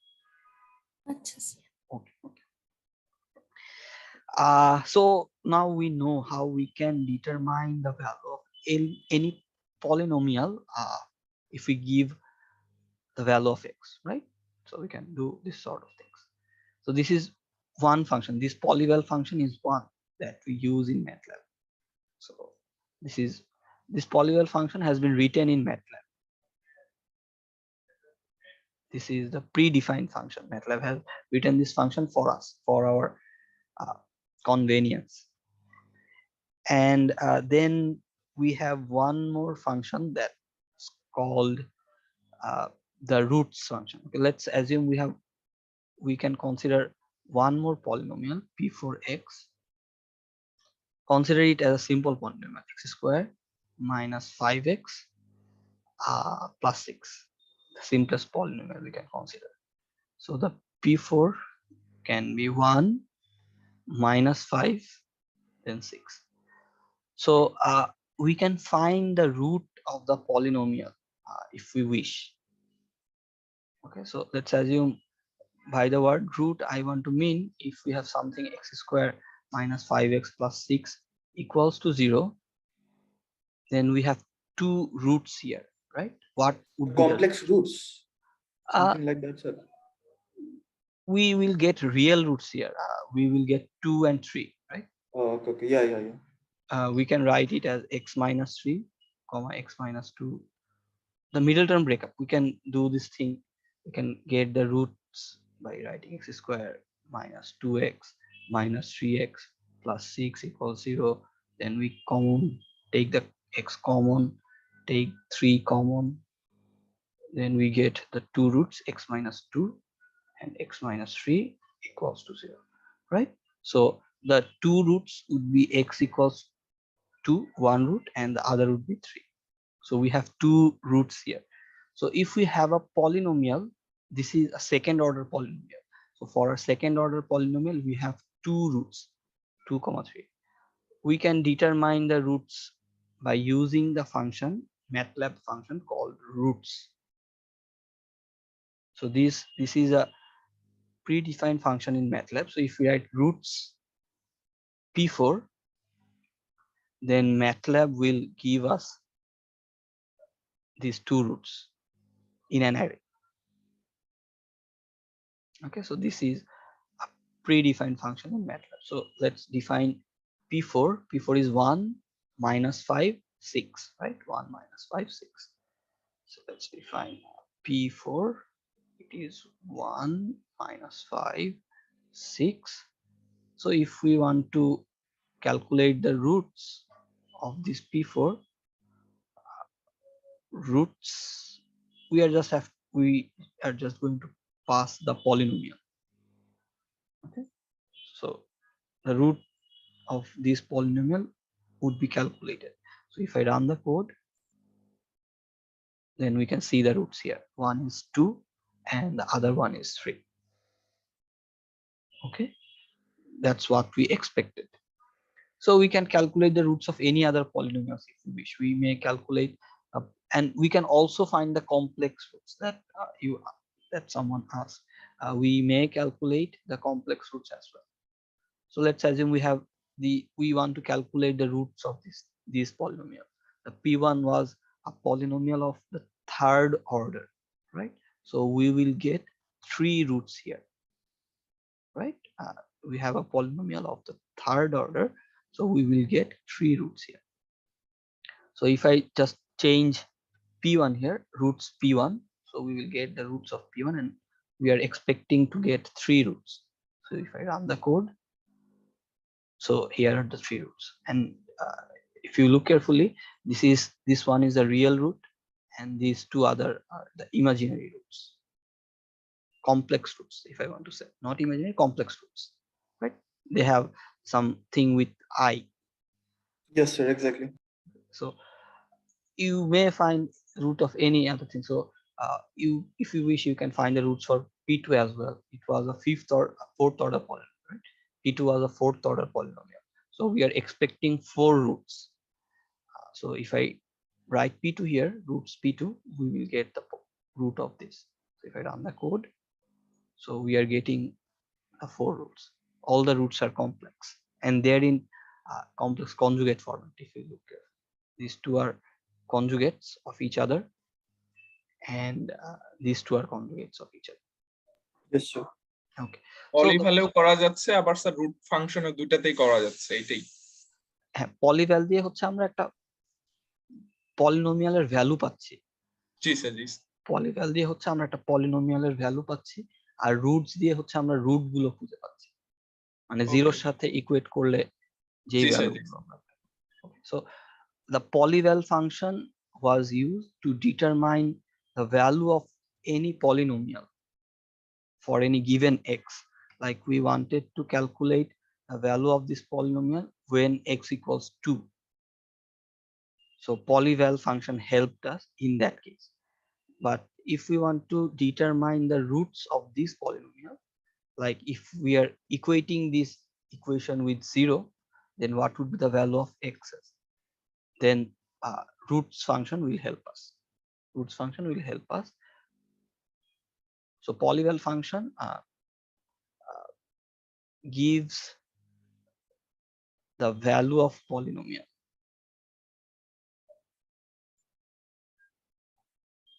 for any given x, right? So it was giving the value of P1 polynomial for x equals 2, but roots function gives the roots of the polynomial.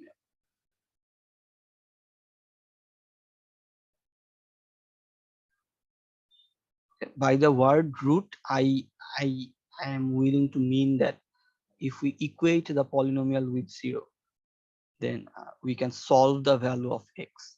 Okay, that's what I'm trying to mean by the word roots. Okay, and we have one other function that's called the poly. We have third function that's called the poly. So this function gives the polynomial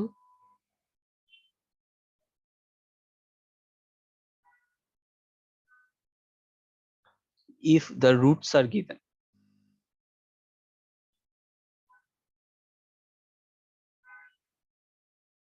So this poly function is exactly opposite to the roots function.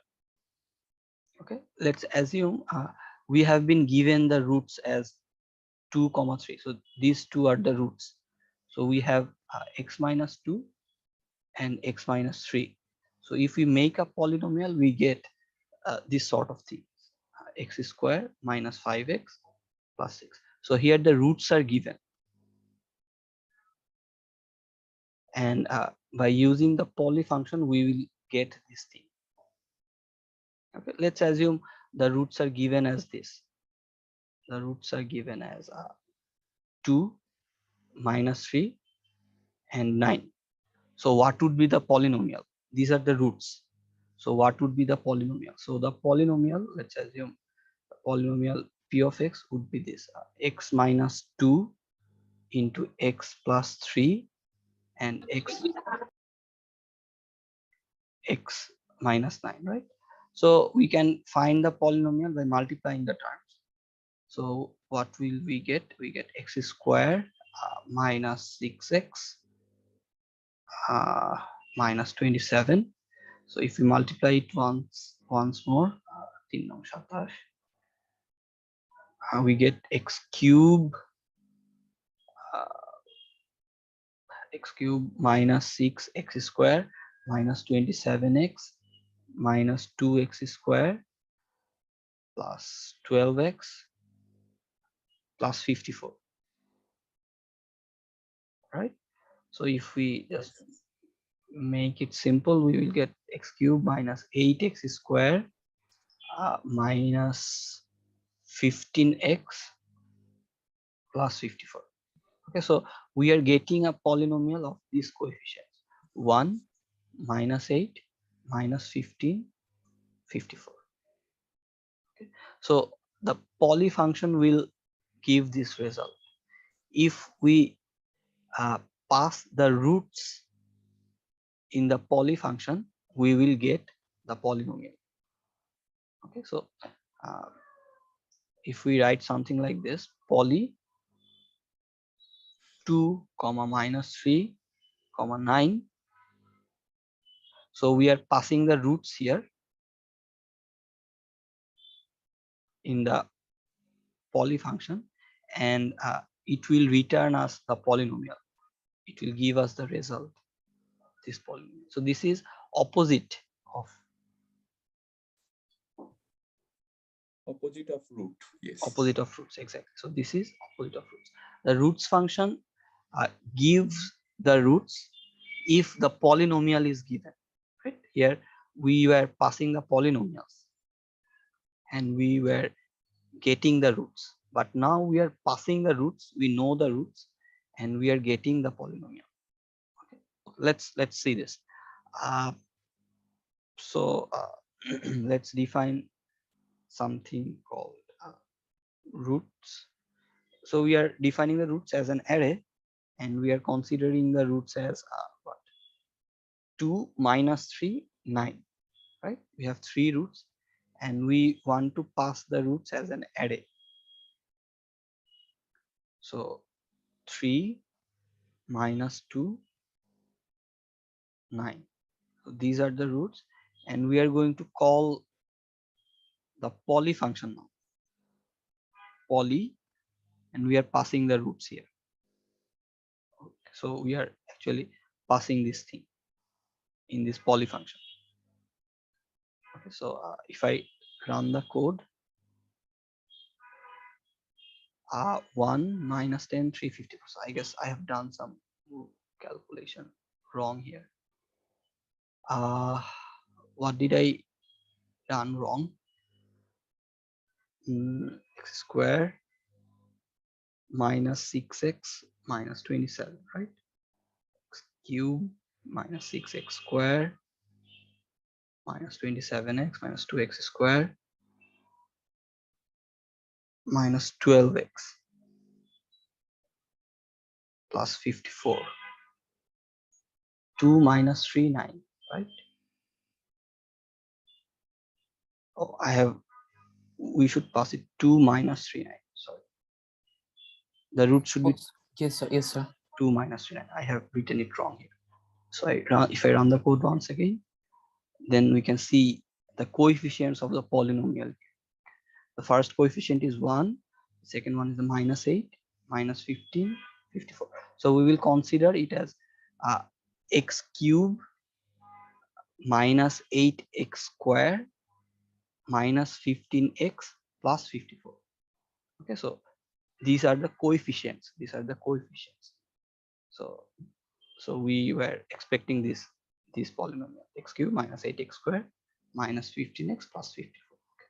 So this poly function will help us to get any polynomial if the roots are given. Okay, if the roots are given, we will get the polynomial using this poly function. And one last function we will discuss about, and then we we'll be able to move on to the code for Lagrange polynomial. The last function that we want to discuss about, so this is the third one. The poly function is the third one, and the fourth function is the convolution function, conv. Okay, let's assume we want to multiply two polynomials, p3 and p4. Okay, let's copy this.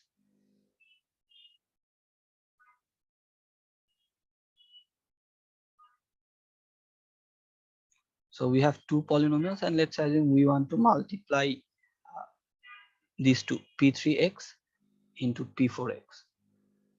So if we want to multiply these two polynomials, we can use the conv function. So what happens if we multiply them? Minus 9x squared plus 2x minus 5, and we have x squared minus 5x plus 6. So if we multiply them, minus 9x to the power 4 plus 2x cubed minus 5x squared plus 5 9s 45 x,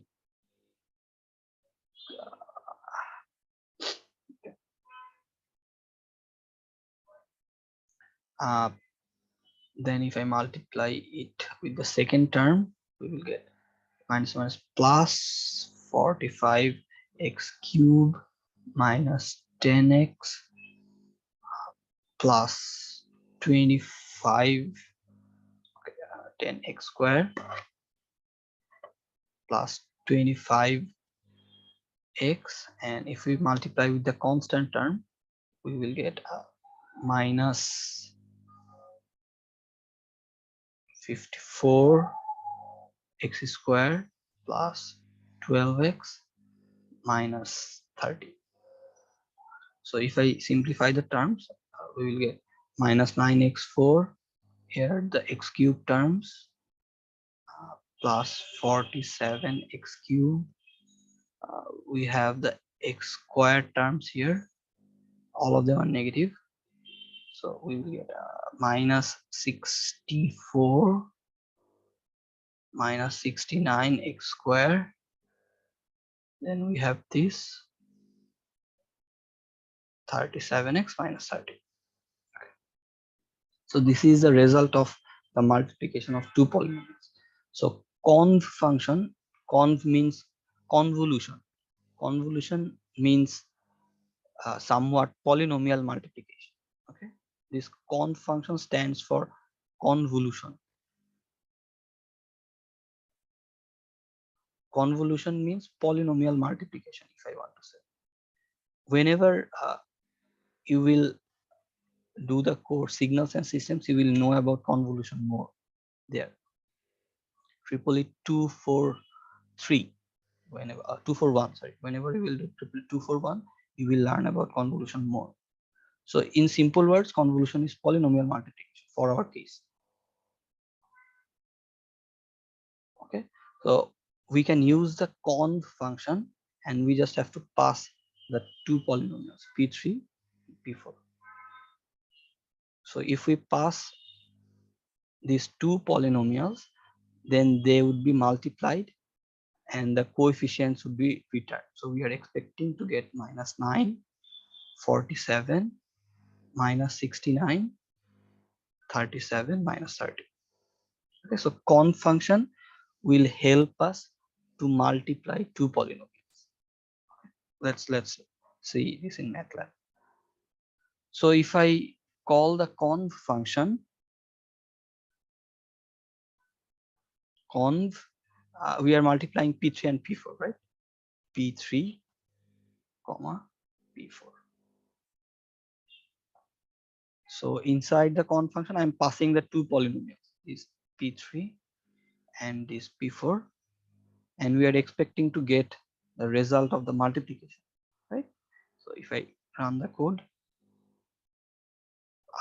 minus 9 47 minus 69 minus 9 47 minus 69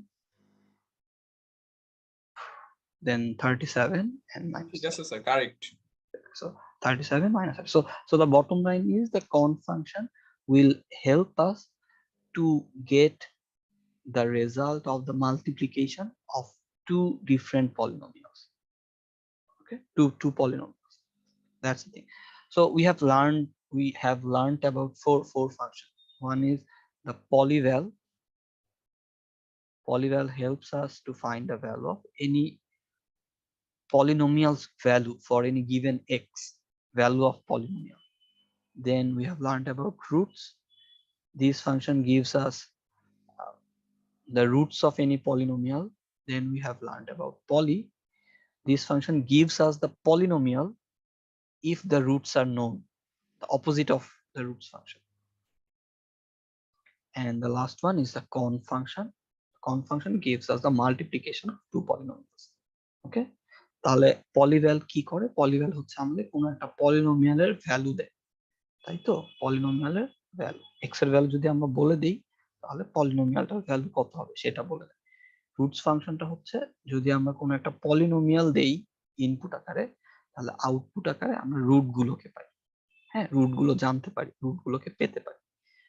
আর পলি ফাংশনটা হচ্ছে তার উল্টা কাজ করে। পলি function আমাদের input দিতে হয় root গুলোকে, আউটপুট আকারে আমরা পলিনোমিয়ালটাকে ফেরত পাই।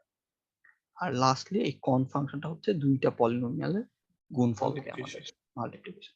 ওকে, so I guess that's all for the basics of working polynomials in MATLAB. Now we can move on to our Lagrange polynomial. So we want to implement this in MATLAB. Okay, so let's copy this thing for now.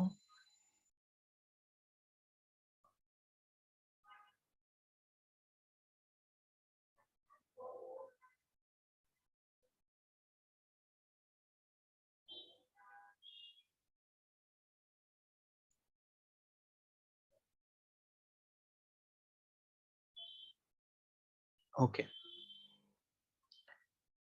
so let me show you the code first.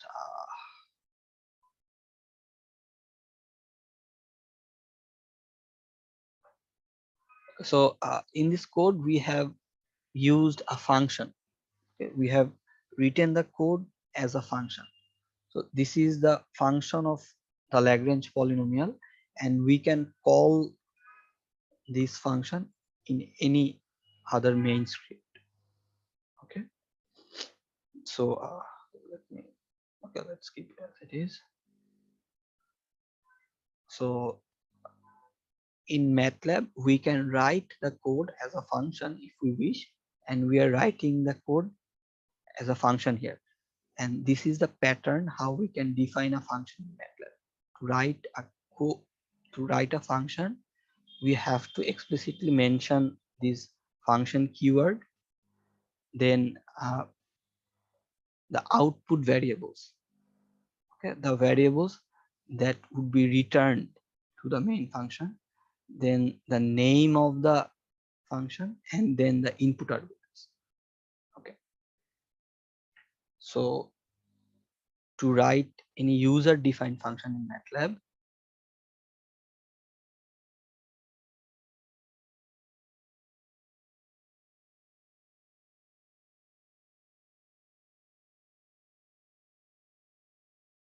what we can do is that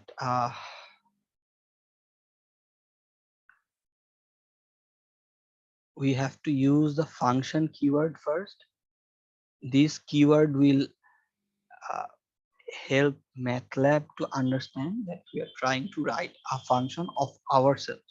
We are trying to write a function. Then output variables.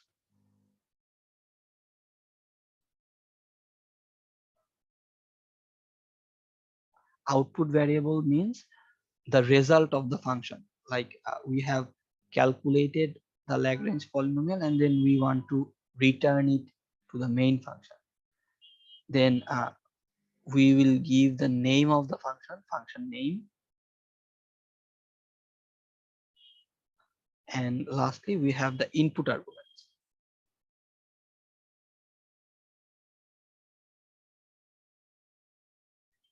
Okay, so in our case we are we have to make it in a block using the end keyword. So inside this block we can write our function as we wish. This is the structure, this is the format of writing any function in MATLAB. Okay, and we will write functions in MATLAB in this course. We may use function or we may just write the codes in simple manner if you wish, but it is better to write the codes as a function. It makes the code in a very organized way. It makes the code organized or easier to understand or accessible. So in our case, we are writing a function. So we have written this type of thing, function. Then in the output variable, we have written the output variable names is sum. In case of our code, we can give the name of the variable as we wish, whatever we wish. So this is our output variable. And then the function name, we have given the name of the function as Lagrange polynomial. You can give the name as you wish. We have given the name as Lagrange polynomial, and we have to find, or we have to define the input arguments. Which should we work with? The input arguments are the x and y, the given data table. So we will give the data table to MATLAB. We will give the data table to MATLAB, and MATLAB will calculate the Lagrange polynomial for us. Okay, so the X array will contain all these X values, and the Y array will contain all the Y values, and we will pass these two arrays in MATLAB to get the Lagrange polynomial. So the input arguments are the X and Y. So in short, what we are actually doing, we are defining a function called this. So this is a function called Lagrange polynomial, and the input in this function is the X and the Y.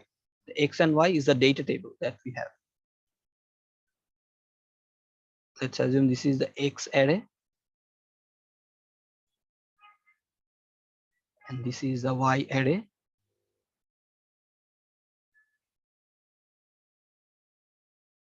Okay, so these are the inputs in the function, and in the output we will get the sum variable here. We may consider this Lagrange polynomial function as a black box. Okay, so we are passing some inputs here. These are the inputs, and in the output we will get this sum variable. This is the output variable, right? This is the output variable. Here we have only one variable. Its name is sum. You can define the name as you wish. This is you have this independence to define the name of these variables as you wish. So for our case, we get a variable sum as the output, and it will contain the Lagrange polynomial.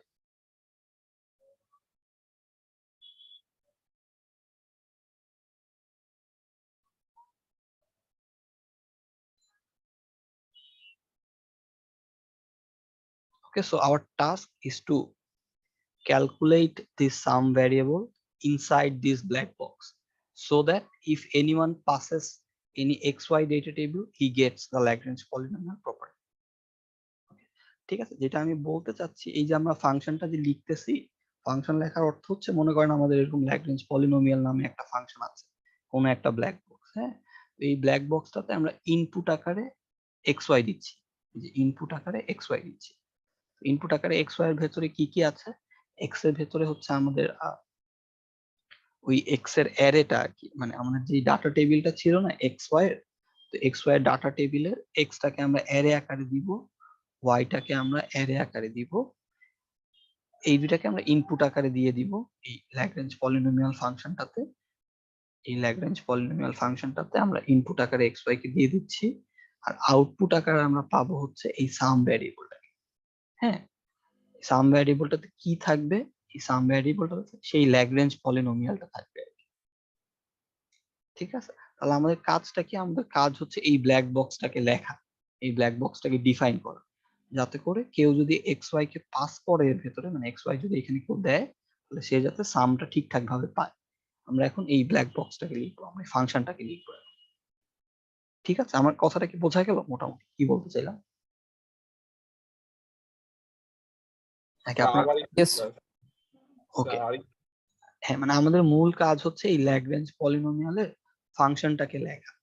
হ্যাঁ, এই যে Lagrange polynomial ফাংশনটা যে আমরা লিখতেছি, এর ভেতরে তো কিছু কোড আমাদের লিখতে হবে, তাই না? যাতে করে যে আমি xy কে ইনপুট আকারে দেই, হ্যাঁ, xy কে যদি আমি ইনপুট আকারে দেই, আউটপুটে আমি যেটা পাবো সেটাতে যাতে ল্যাগ্রেঞ্জ পলিনোমিয়ালটা থাকে। ল্যাগ্রেঞ্জ পলিনোমিয়াল থাকার অর্থ এই জিনিসটা যাতে থাকে। ঠিক আছে, আমাদের সাম ভ্যারিয়েবলের ভেতরে এই জিনিসটা থাকবে, সাম ভ্যারিয়েবলের ভেতরে এই পুরো জিনিসটা থাকবে। তো ঠিক আছে, তাহলে আমরা হচ্ছে এই ল্যাগ্রেঞ্জ পলিনোমিয়ালের যে ফাংশনটাকে লিখতেছি, এই যে ব্ল্যাক বক্স একটা চিন্তা করতেছি, এর ভেতরে আমাদের কোড গুলো এমন ভাবে লিখবো যাতে করে সাম ভ্যারিয়েবলটার ভেতরে এই জিনিসপত্রগুলো চলে আসে। Okay, so our task is to write these black box or this function so that we can get the Lagrange polynomial in this sum variable. Okay, so this sum variable will contain this whole polynomial. Okay, this is the task that we are going to do now. Okay, so let me get back to the code. Okay, so let's take small bits of code and try to explain what's actually happening here.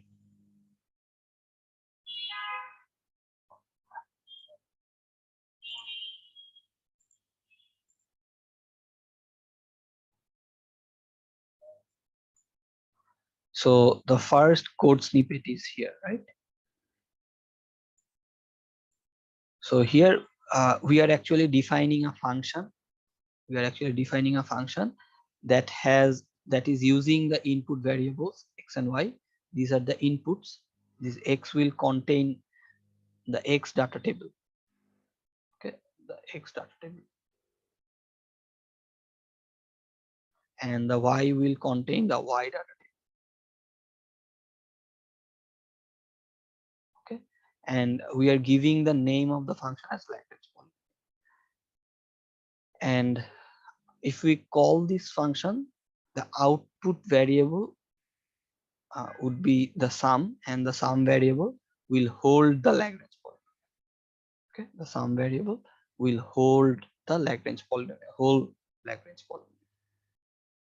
Okay, so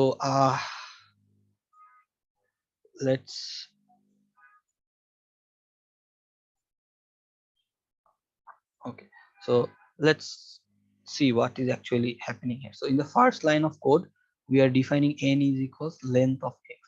If you can recall, the length function gives us how many elements are there in any array, right? Just to give you an example, let's assume we have an array called air. Let's assume we have 5 elements: 1, -9, 2, 3, then 5, and then 8. Let's assume we have 5 elements in this array. So if I call the length function, then length function will give us the length of this array. It means how many elements are present there. So if I hit enter, then we get 5. We get 5. So it means we have 5 elements in this array. Let's change the array and make the number of elements larger. Let's assume we have 7 elements now. 8 minus 9, and then 0. So now we have 7 elements in this array. 1, 2, 3, 4, 5, 6, 7. We have 7 elements in this array. So if I call the length function, then we are expecting to get 7, right? So if I hit enter, we get the result as 7. So the bottom line is the length function gives us the length of any array. It means how many elements are there. We have 7 elements. So in the first line of code, we are actually calculating the length of X array. The X and Y array are having the same length. So it means how many data points we actually have. Okay. So this line gives us how many data points, how many elements or how many data points we have.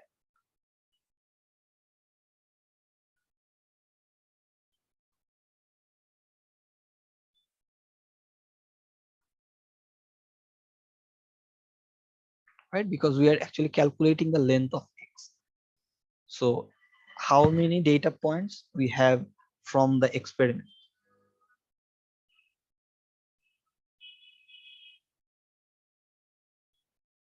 Okay, so this is a given length, and we are defining the sum variable as 0, initializing the sum variable as 0. We can do that whenever we define any variable, we can initialize it as 0. Okay, so this is the sum variable. So our task is to calculate the sum variable so that it contains the Lagrange polynomial. So this is the first bit of code. If we move on to the second part,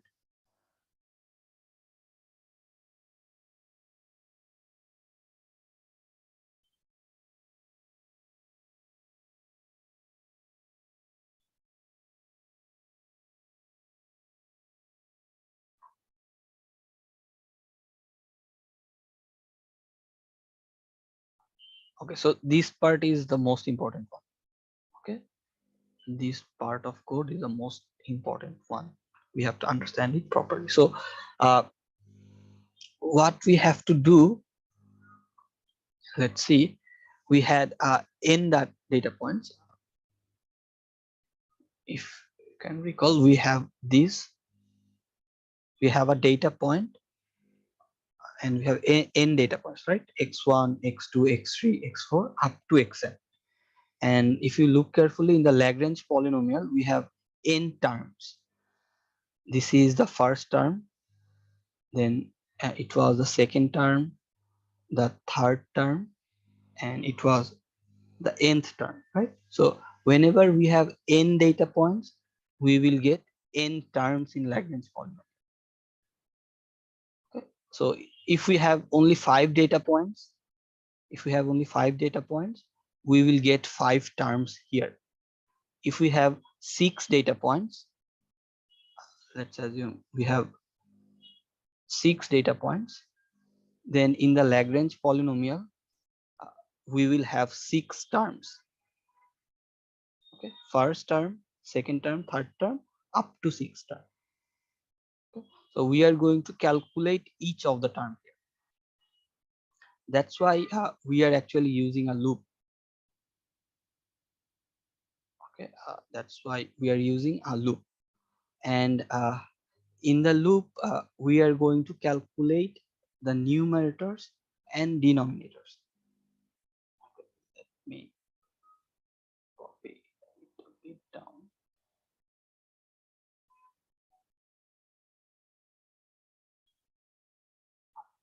Okay. আসসালামু আলাইকুম sir. Sir হ্যাঁ, ওয়ালাইকুম সালাম। Sir আজকে আমাদের 4টা থেকে quiz আছে, একটু তাড়াতাড়ি ছেড়ে দিলে ভালো হতো। হ্যাঁ, এই কোডটা শেষ করে তারপরে ছেড়ে দিচ্ছি। ঠিক আছে, কোডটা একটু এক্সপ্লেন করি। শেষ, এটা দেখাই ছেড়ে দিচ্ছি। আর একটু সময় দিতে হবে আমার। এই কোডটা এক্সপ্লেন না করলে তারপরে আপনাদের বুঝতে অসুবিধা হবে। হ্যাঁ, কি কুইজ 4টার দিকে? স্যার 205 আচ্ছা আচ্ছা, ওকে, ঠিক আছে, ছেড়ে দিচ্ছি, একটু সময় লাগবে।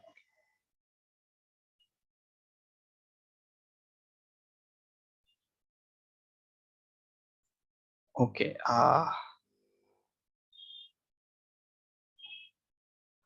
so what we are going to do is that we want to write each of the terms here. Each of the terms, we are going to calculate each of the terms in this loop. We have a nested loop. If you look carefully, we have a for loop here, and inside this for loop we have another for loop, right? And we are going to calculate the numerator and denominator. Okay, for j equals 1, we will calculate the first term. For j equals 1, so for j equals 1, we will get the first term. Then for j equals 2, we will get the second term. For j equals 3, we will get the third term. And if j equals n, we will get the nth term. Okay, so we are having a loop that iterates from 1 to n. If you look carefully, this outer loop, we are defining it as j, the indices would iterate from j equals 1, 2, 3. If you can recall the use of colon, the colon operator is used for indexing, right? Incrementing. We are incrementing by 1. So it will loop through n. For this j, we will loop through n. Okay. So here we have a numerator. We are initializing the numerator, but by this num variable, we will calculate this portion, numerator. Okay. By this num variable, we will calculate this numerator. So we are initializing the numerator as 1. It would be den the denominator. Exactly. And the den variable, we are using it to define the denominator.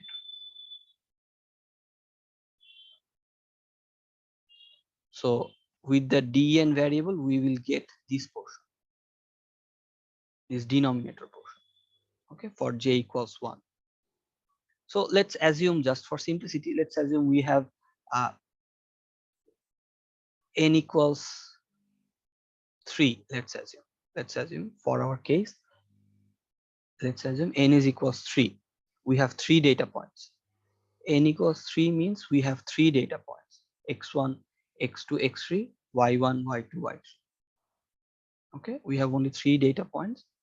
So this loop will iterate for j equals 1, then 2, then 3. Okay, as we have considered that we have 3 data points. Just for simplicity, we are trying to understand what is actually happening inside this code. So as n is equals 3, I want to write the first iteration. Let me move it a bit slower. I need some space. So let's start with j equals 1. This loop will start from j equals 1. So j equals 1. Then inside this code, we have defined num as 1. The numerator variable is 1, and denominator variable is 1 as well. Okay. Now inside the second loop, we have this one. Here we have k.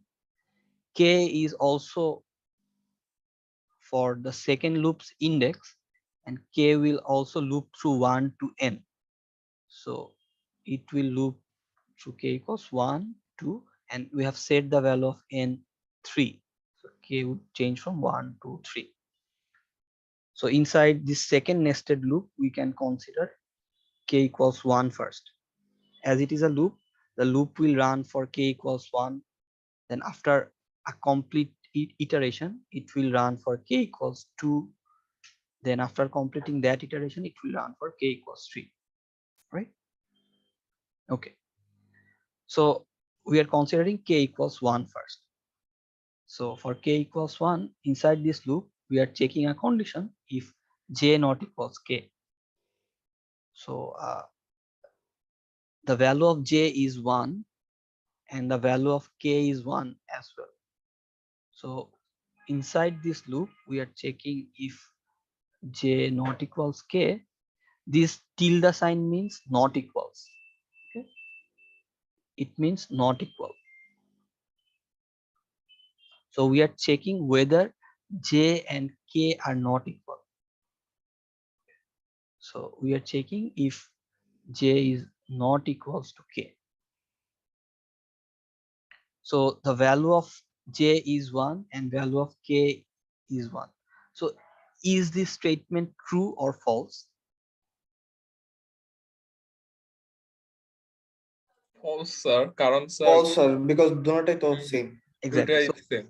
exactly. So this statement is false because j and k are exactly equal with each other, right? So if this is false, we will not enter inside this if block, right? So we will just skip this block and we won't do anything inside this if. This block will be skipped. So it would be the first iteration for k equals 1. Then the value of k will increase and we are checking it once again if j not equals k. So the first iteration has been complete for k equals 1 in this nested loop. The first iteration has been completed and we have done nothing because this if statement is not fulfilled here. So we have incremented the value of k by 1. So now the value of k is 2 for the second iteration, right? So now what will happen if j not equals k? If this statement true or false? J is 1 but k is 2. So Now this is true, sir. exactly. So now this statement will be true. So if the statement becomes true, then we will enter inside this if block, right? So inside this if block, we are updating the num variable and the denominator variable. Okay, so let's see what is actually happening here. Let's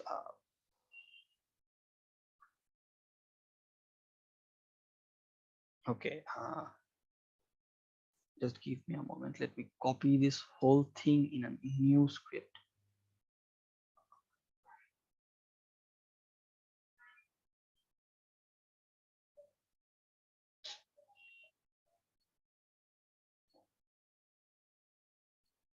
Okay, let me copy this thing to a new script.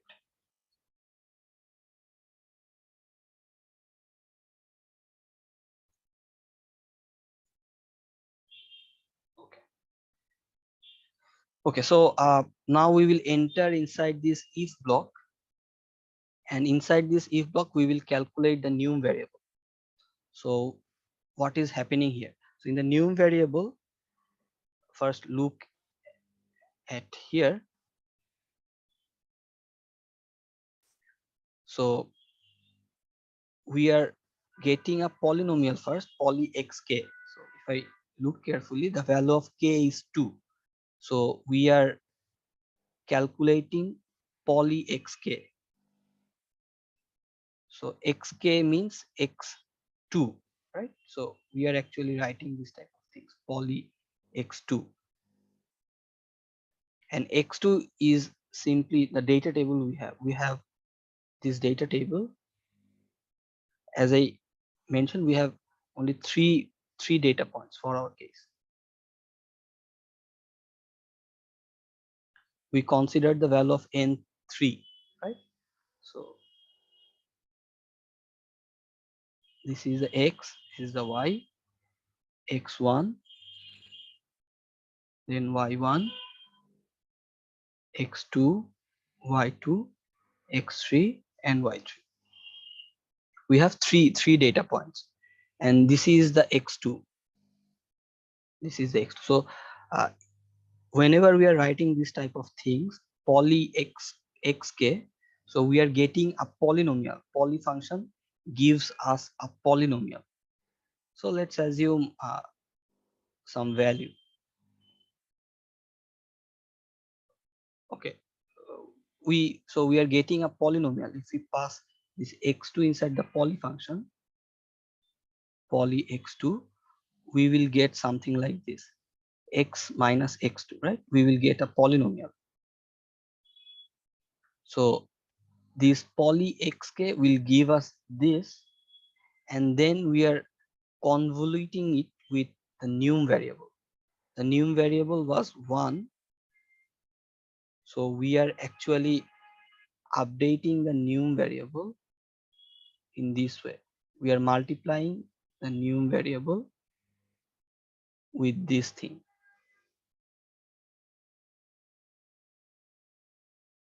As the value of k is 2, so x minus x2. We are multiplying these two terms. The num was previously 1, and this poly xk will give us this term. So we are multiplying this, and as you can see, previously the num variable holds 1, so we are actually multiplying this by 1. Okay, so multiplying it by 1 will give us this one. Okay, multiplying with 1 will result in this portion. So num variable will hold this thing. And now if we look at the den variable, denominator variable, so this den variable, we are actually multiplying the denominator variable with xj minus xk. So the value of j is 1 here. The value of j is 1. So xj means x1 minus xk. The value of k is 2. So x2. And if you look carefully, the denominator variable holds the value 1. Right? So we are actually multiplying it with 1.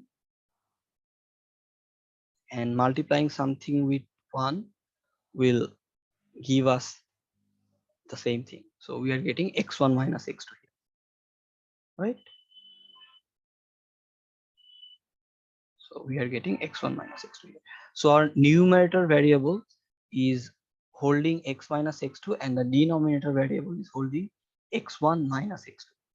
Okay, so this is for k equals to, and if you look carefully, this is actually the first term of the Lagrange polynomial. If I this is the first term of the numerator, x minus x2, and this is the first term of the denominator, x1 minus x2. Okay, okay, sir so এখান থেকে আমরা একটা equation পেয়েছিলাম sir, ওইটার কাজটা কি? কোন ইকুয়েশনটা sir ওখানে আগের ওখানে back,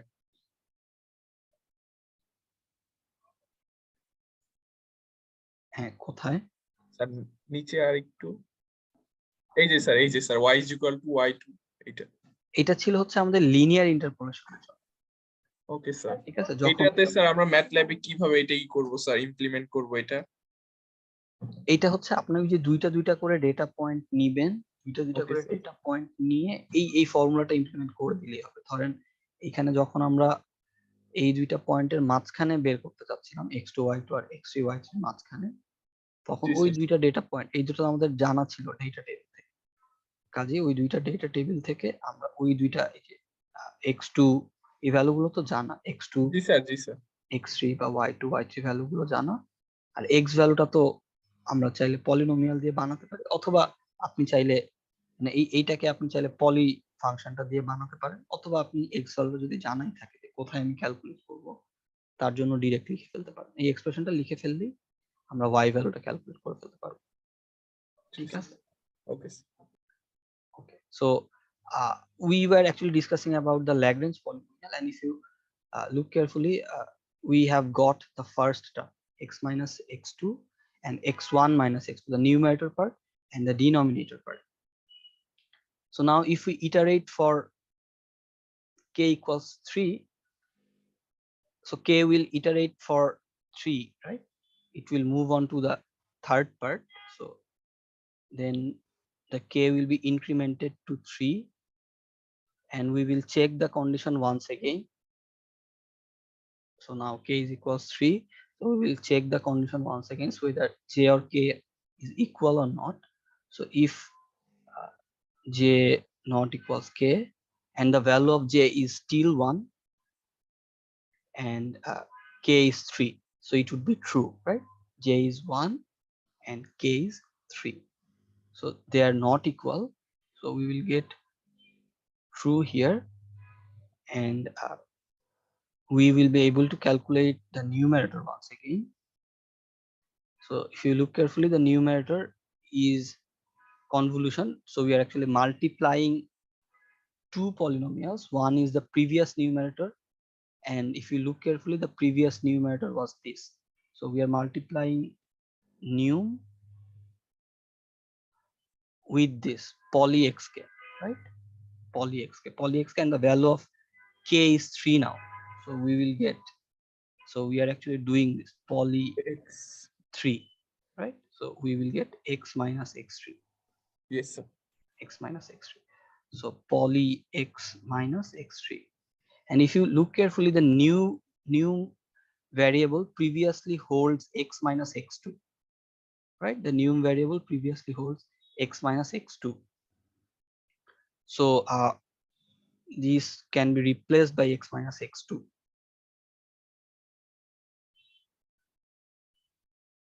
Right? And similarly, we can determine the denominator den variable now. So the den variable will be updated in this manner, that the previous den value, so the previous den value was this x1 minus x2, so x1 minus x2, it would be multiplied X1 with minus X3. exactly xj minus xk. Xj minus xk means j value is 1, we have the j value as 1, so x1 minus xk, xk is 3, x1 minus x3. Okay, so what is actually happening here, you can, I guess, understand that we have calculated the numerator x minus x2 and x minus x3. This is the numerator part. Whenever we have n equals 3, we have the value of n as 3. So this is the numerator part and this is the denominator part of the first term. Now what will we do? As we have only 3 points, right? x1, x2, x2. We have 3 points and we have calculated the numerator and denominator term. We have reached the end. No other points exists. If we have more points, like if we have x4, y4, then this loop will iterate once more and we will get the numerator as this. This loop will iterate once and we will get this type of things. The num variable will be updated to x minus x2, x minus x3, and x minus x4, and the den variable will be updated to x1 minus x2 in the fourth iteration. If we have 4 data points, n is equals 4, then x1 minus x3, X3, and then x1 minus x4. x4. Okay, so it would happen if we have 4 data points, but for simplicity we are considering we have only three data points. Okay, let's stick with this. Okay, so now what will happen is that now we can move on to the next part of the code. So if I snip this portion,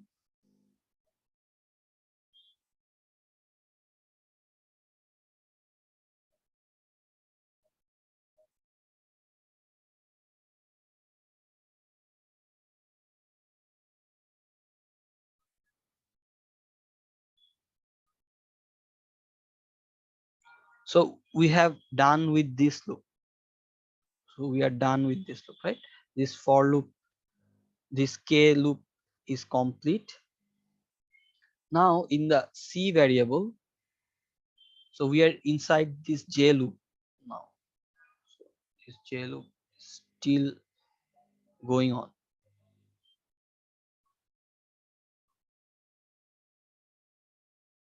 The k loop is complete. Okay, the k loop has been run for k equals 1, 2, 3.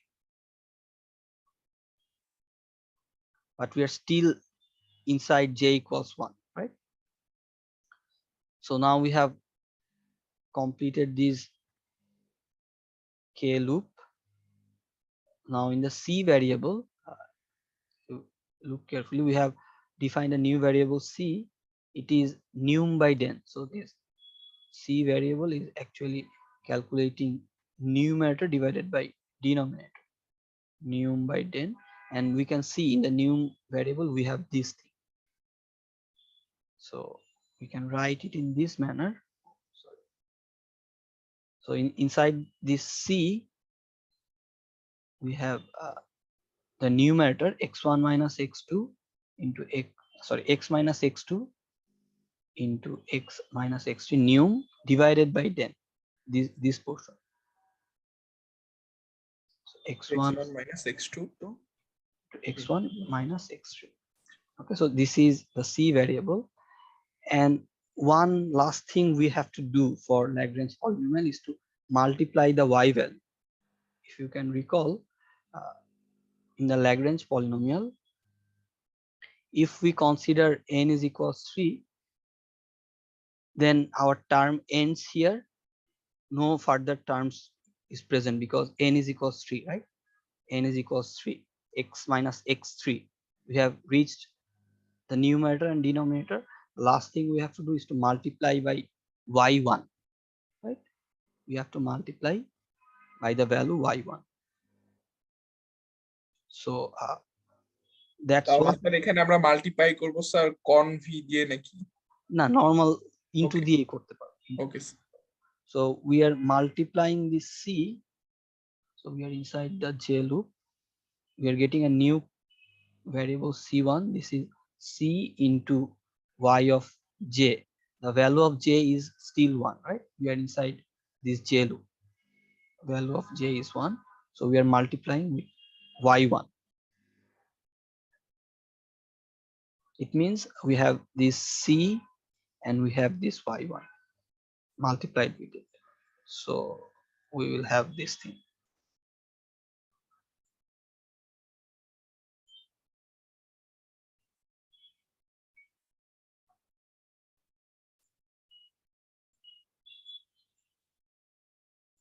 Okay, so we have this c1 variable.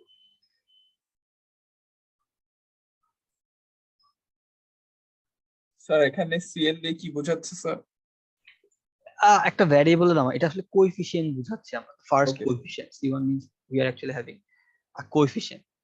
You can give the name of the variable anything, and then we are adding this c1 with the sum variable, and we have initialized the sum variable to 0, right? If you look carefully, then we have initialized the sum variable to 0. So we are adding this term, this c1 term with 0. So in the sir এখানে কি sir directly কি sir আপনি লিখতে পারতেন না যে হইতেছে একেবারে সি লিখে দেন sir numerator by denominator into Y J? Exactly, ওটাও লিখতে পারতাম। এক্স্যাক্টলি এই লাইনে আমরা numerator denominator divided into Y J এটাও লিখতে পারতাম, কোনো সমস্যা একবারে লিখে ফেলবো, তাহলে একটা লাইন কমে যেত। ওই সময় কি স্যার ব্র্যাকেট দেওয়া লাগতো কি স্যার? এইখানে ব্র্যাকেট দিয়ে দিতে পারতেন, এটার সাথে ব্র্যাকেট দিয়ে ইনটু ওয়াই জে এভাবে লিখতে হবে। Yes yes yes. Okay, so and lastly we are actually calculating the sum variable, updating the value of the sum variable. So sum variable sum plus c1, right? And in the sum variable initially it was 0, so in the sum variable we are actually getting the c1, so this thing.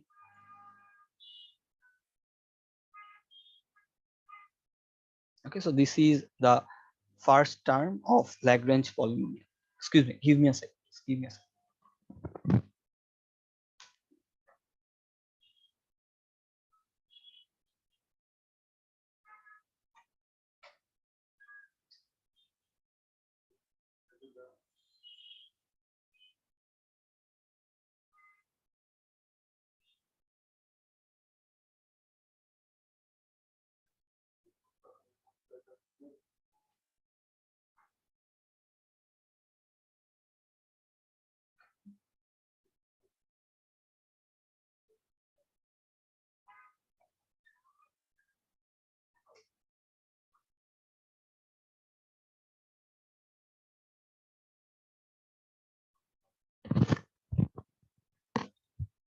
Okay, so yes. So the sum variable actually holds the first term of the Lagrange polynomial, right? This is the first term in the whole Lagrange polynomial. If I just go back to down here, we have calculated the first term. Then the value of j will be increased. Okay, after iterating through this, the value of the j will get increased. It will be 2, and for j equals 2, we will get the second term. After completing this, j would be 2, and for j equals 2, we will get the second term of the Lagrange polynomial. Okay, like the thing that I tried to write here. For each of the j value, for j equals 1, we will get this term. Then for j equals 2, we will get this term. And similarly, if we move on, we will calculate all those terms here. Okay. Okay, so that's the thing in Lagrange polynomial. So this code is actually doing this thing. So after calculating all the terms, these terms are being added with each other. So after calculating the first term, it was added with 0. Then calculating with the second term, it would be added with the first term, and it will continuously be added with each other as we have the plus signs here. Okay, each of the terms will be get added, and at the end, in the sum variable, we will have the whole Lagrange polynomial. Okay, so this is the code for Lagrange polynomial, the function that we're using, and we have this main function. So let's assume we have these data points. Let's assume we have the X array as 2, 4, 6, 8, 10. Okay, we have this data point, and we have the corresponding Y values. Like we have performed some experiment. Okay, let me write it as an array. 2, 4, 6, 8, 10. So this is the X array, and this is the Y array. We have got the data points here from any experiment, and then we are calling the Lagrange polynomial function, and we are passing these two arrays, X and Y. So we are passing the data table to the Lagrange polynomial function, and Lagrange polynomial is getting this xy, and after getting the xy, it will calculate this sum and return this sum variable here, and this p will store that sum.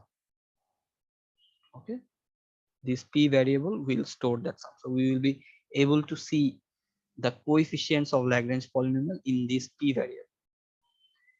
And in this rest of the part, we are calculating for plotting the graph. We can use the plot function in MATLAB. In the plot function, we just have to mention the X and Y variables.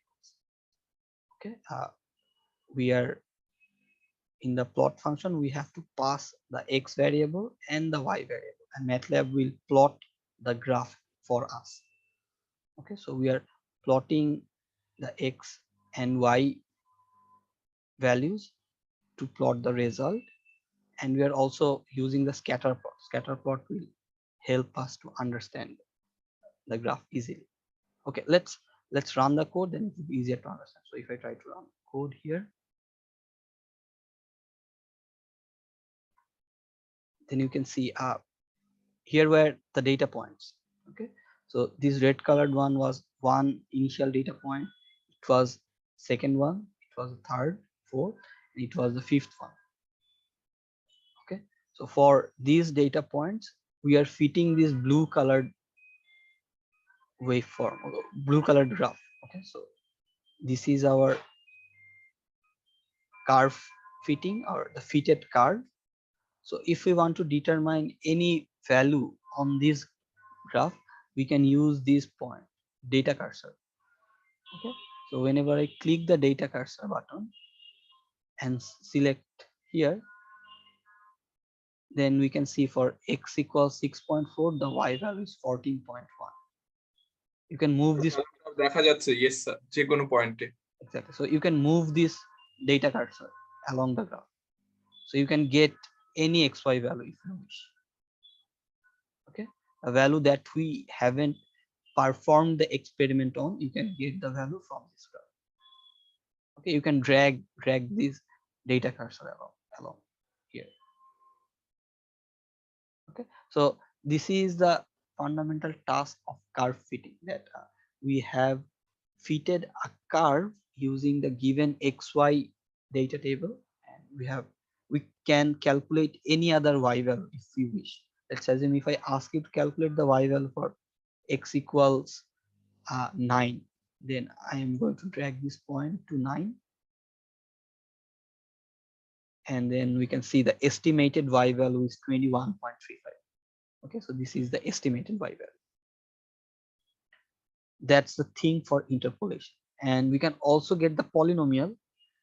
We have displayed the p polynomial. So this is the polynomial.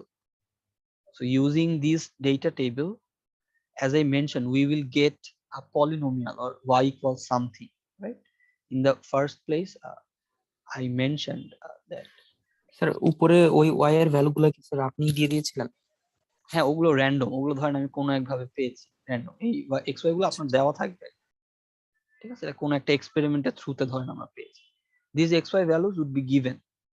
Okay, you don't have to worry about this. Sir আজকে কি পর্যন্ত থাকবে? হ্যাঁ হ্যাঁ, একটু তাহলে kindly সবাই attendance দিয়ে দেন। আমি আর একটু 2 মিনিট কথা বলছি, তারপর শেষ করে দিচ্ছি। So please give your attendance in the chat box. Just write your student ID in the chat box. Okay, just give me a second, I will end right now. So you will be able to get the polynomial as well. So the p variable here is holding the polynomial. So this is the polynomial. It means we are getting a polynomial with 0 1 2 3 4 minus this x to the power 4 plus this x cube minus this x square plus this x plus this constant. Okay, so if I copy the value, so this is the polynomial. After fitting the graph, I mentioned that you will get the equation of this graph, right? In the first place, that after curve fitting, we will get the equation of this graph, y equals something x. So y equals this polynomial, something polynomial of x. So this is the polynomial. So we can write it in this manner. So this is actually minus 0.0865 x to the power 4, then plus 1.7732 x cube, then minus 11.8509 x square plus 29.4155 x, and then minus 8.4100. So it would be our function. This is the y. This is the y. Okay. So this is the polynomial that we get. So this p will hold this polynomial. Okay, so that's how we can get the polynomial. So if we have been given the value of x, we can put it here, and by putting it here, we can calculate the value of y if we wish. Okay, so this code will be provided on Box, and I will upload the recording. You will find the lab sheet there as well. You have to form a group. I will upload the student list on Classroom. So please form a group, and then you have to submit the report in group. Okay, and after 2 or 3 labs, I will give you the assignment. The assignment will be individual. Okay, so will the lab will be based on this polynomial part? Yes, for this interpolation, we will restrict our discussion to this polynomial portion only. Okay, sir. Sir, how many members will there be in a group? A maximum 3 members. If you wish, you can form a group of 2, or you can work alone if you wish, but not more than 3 members. Okay. And as we have 6 experiments, each member should submit 2 reports if their group consists of 3 members. 6টা experiment যেহেতু সব মেম্বারকে অন্তত 2টা করে report দিতে হবে। As your group, if your group consists of 3 members, each member should submit 2 reports. Okay, sir. Okay. So I guess that's it for Lagrange polynomial interpolation, and hopefully we will discuss in the next session about regression. If you have any query regarding interpolation, please feel free to ask. If you don't have any query, you may leave, and thank you so much for keeping up with me. Sir আমার based on sir ওই যে viva sir হ্যাঁ viva নিচ্ছি। Okay. See you on next Saturday.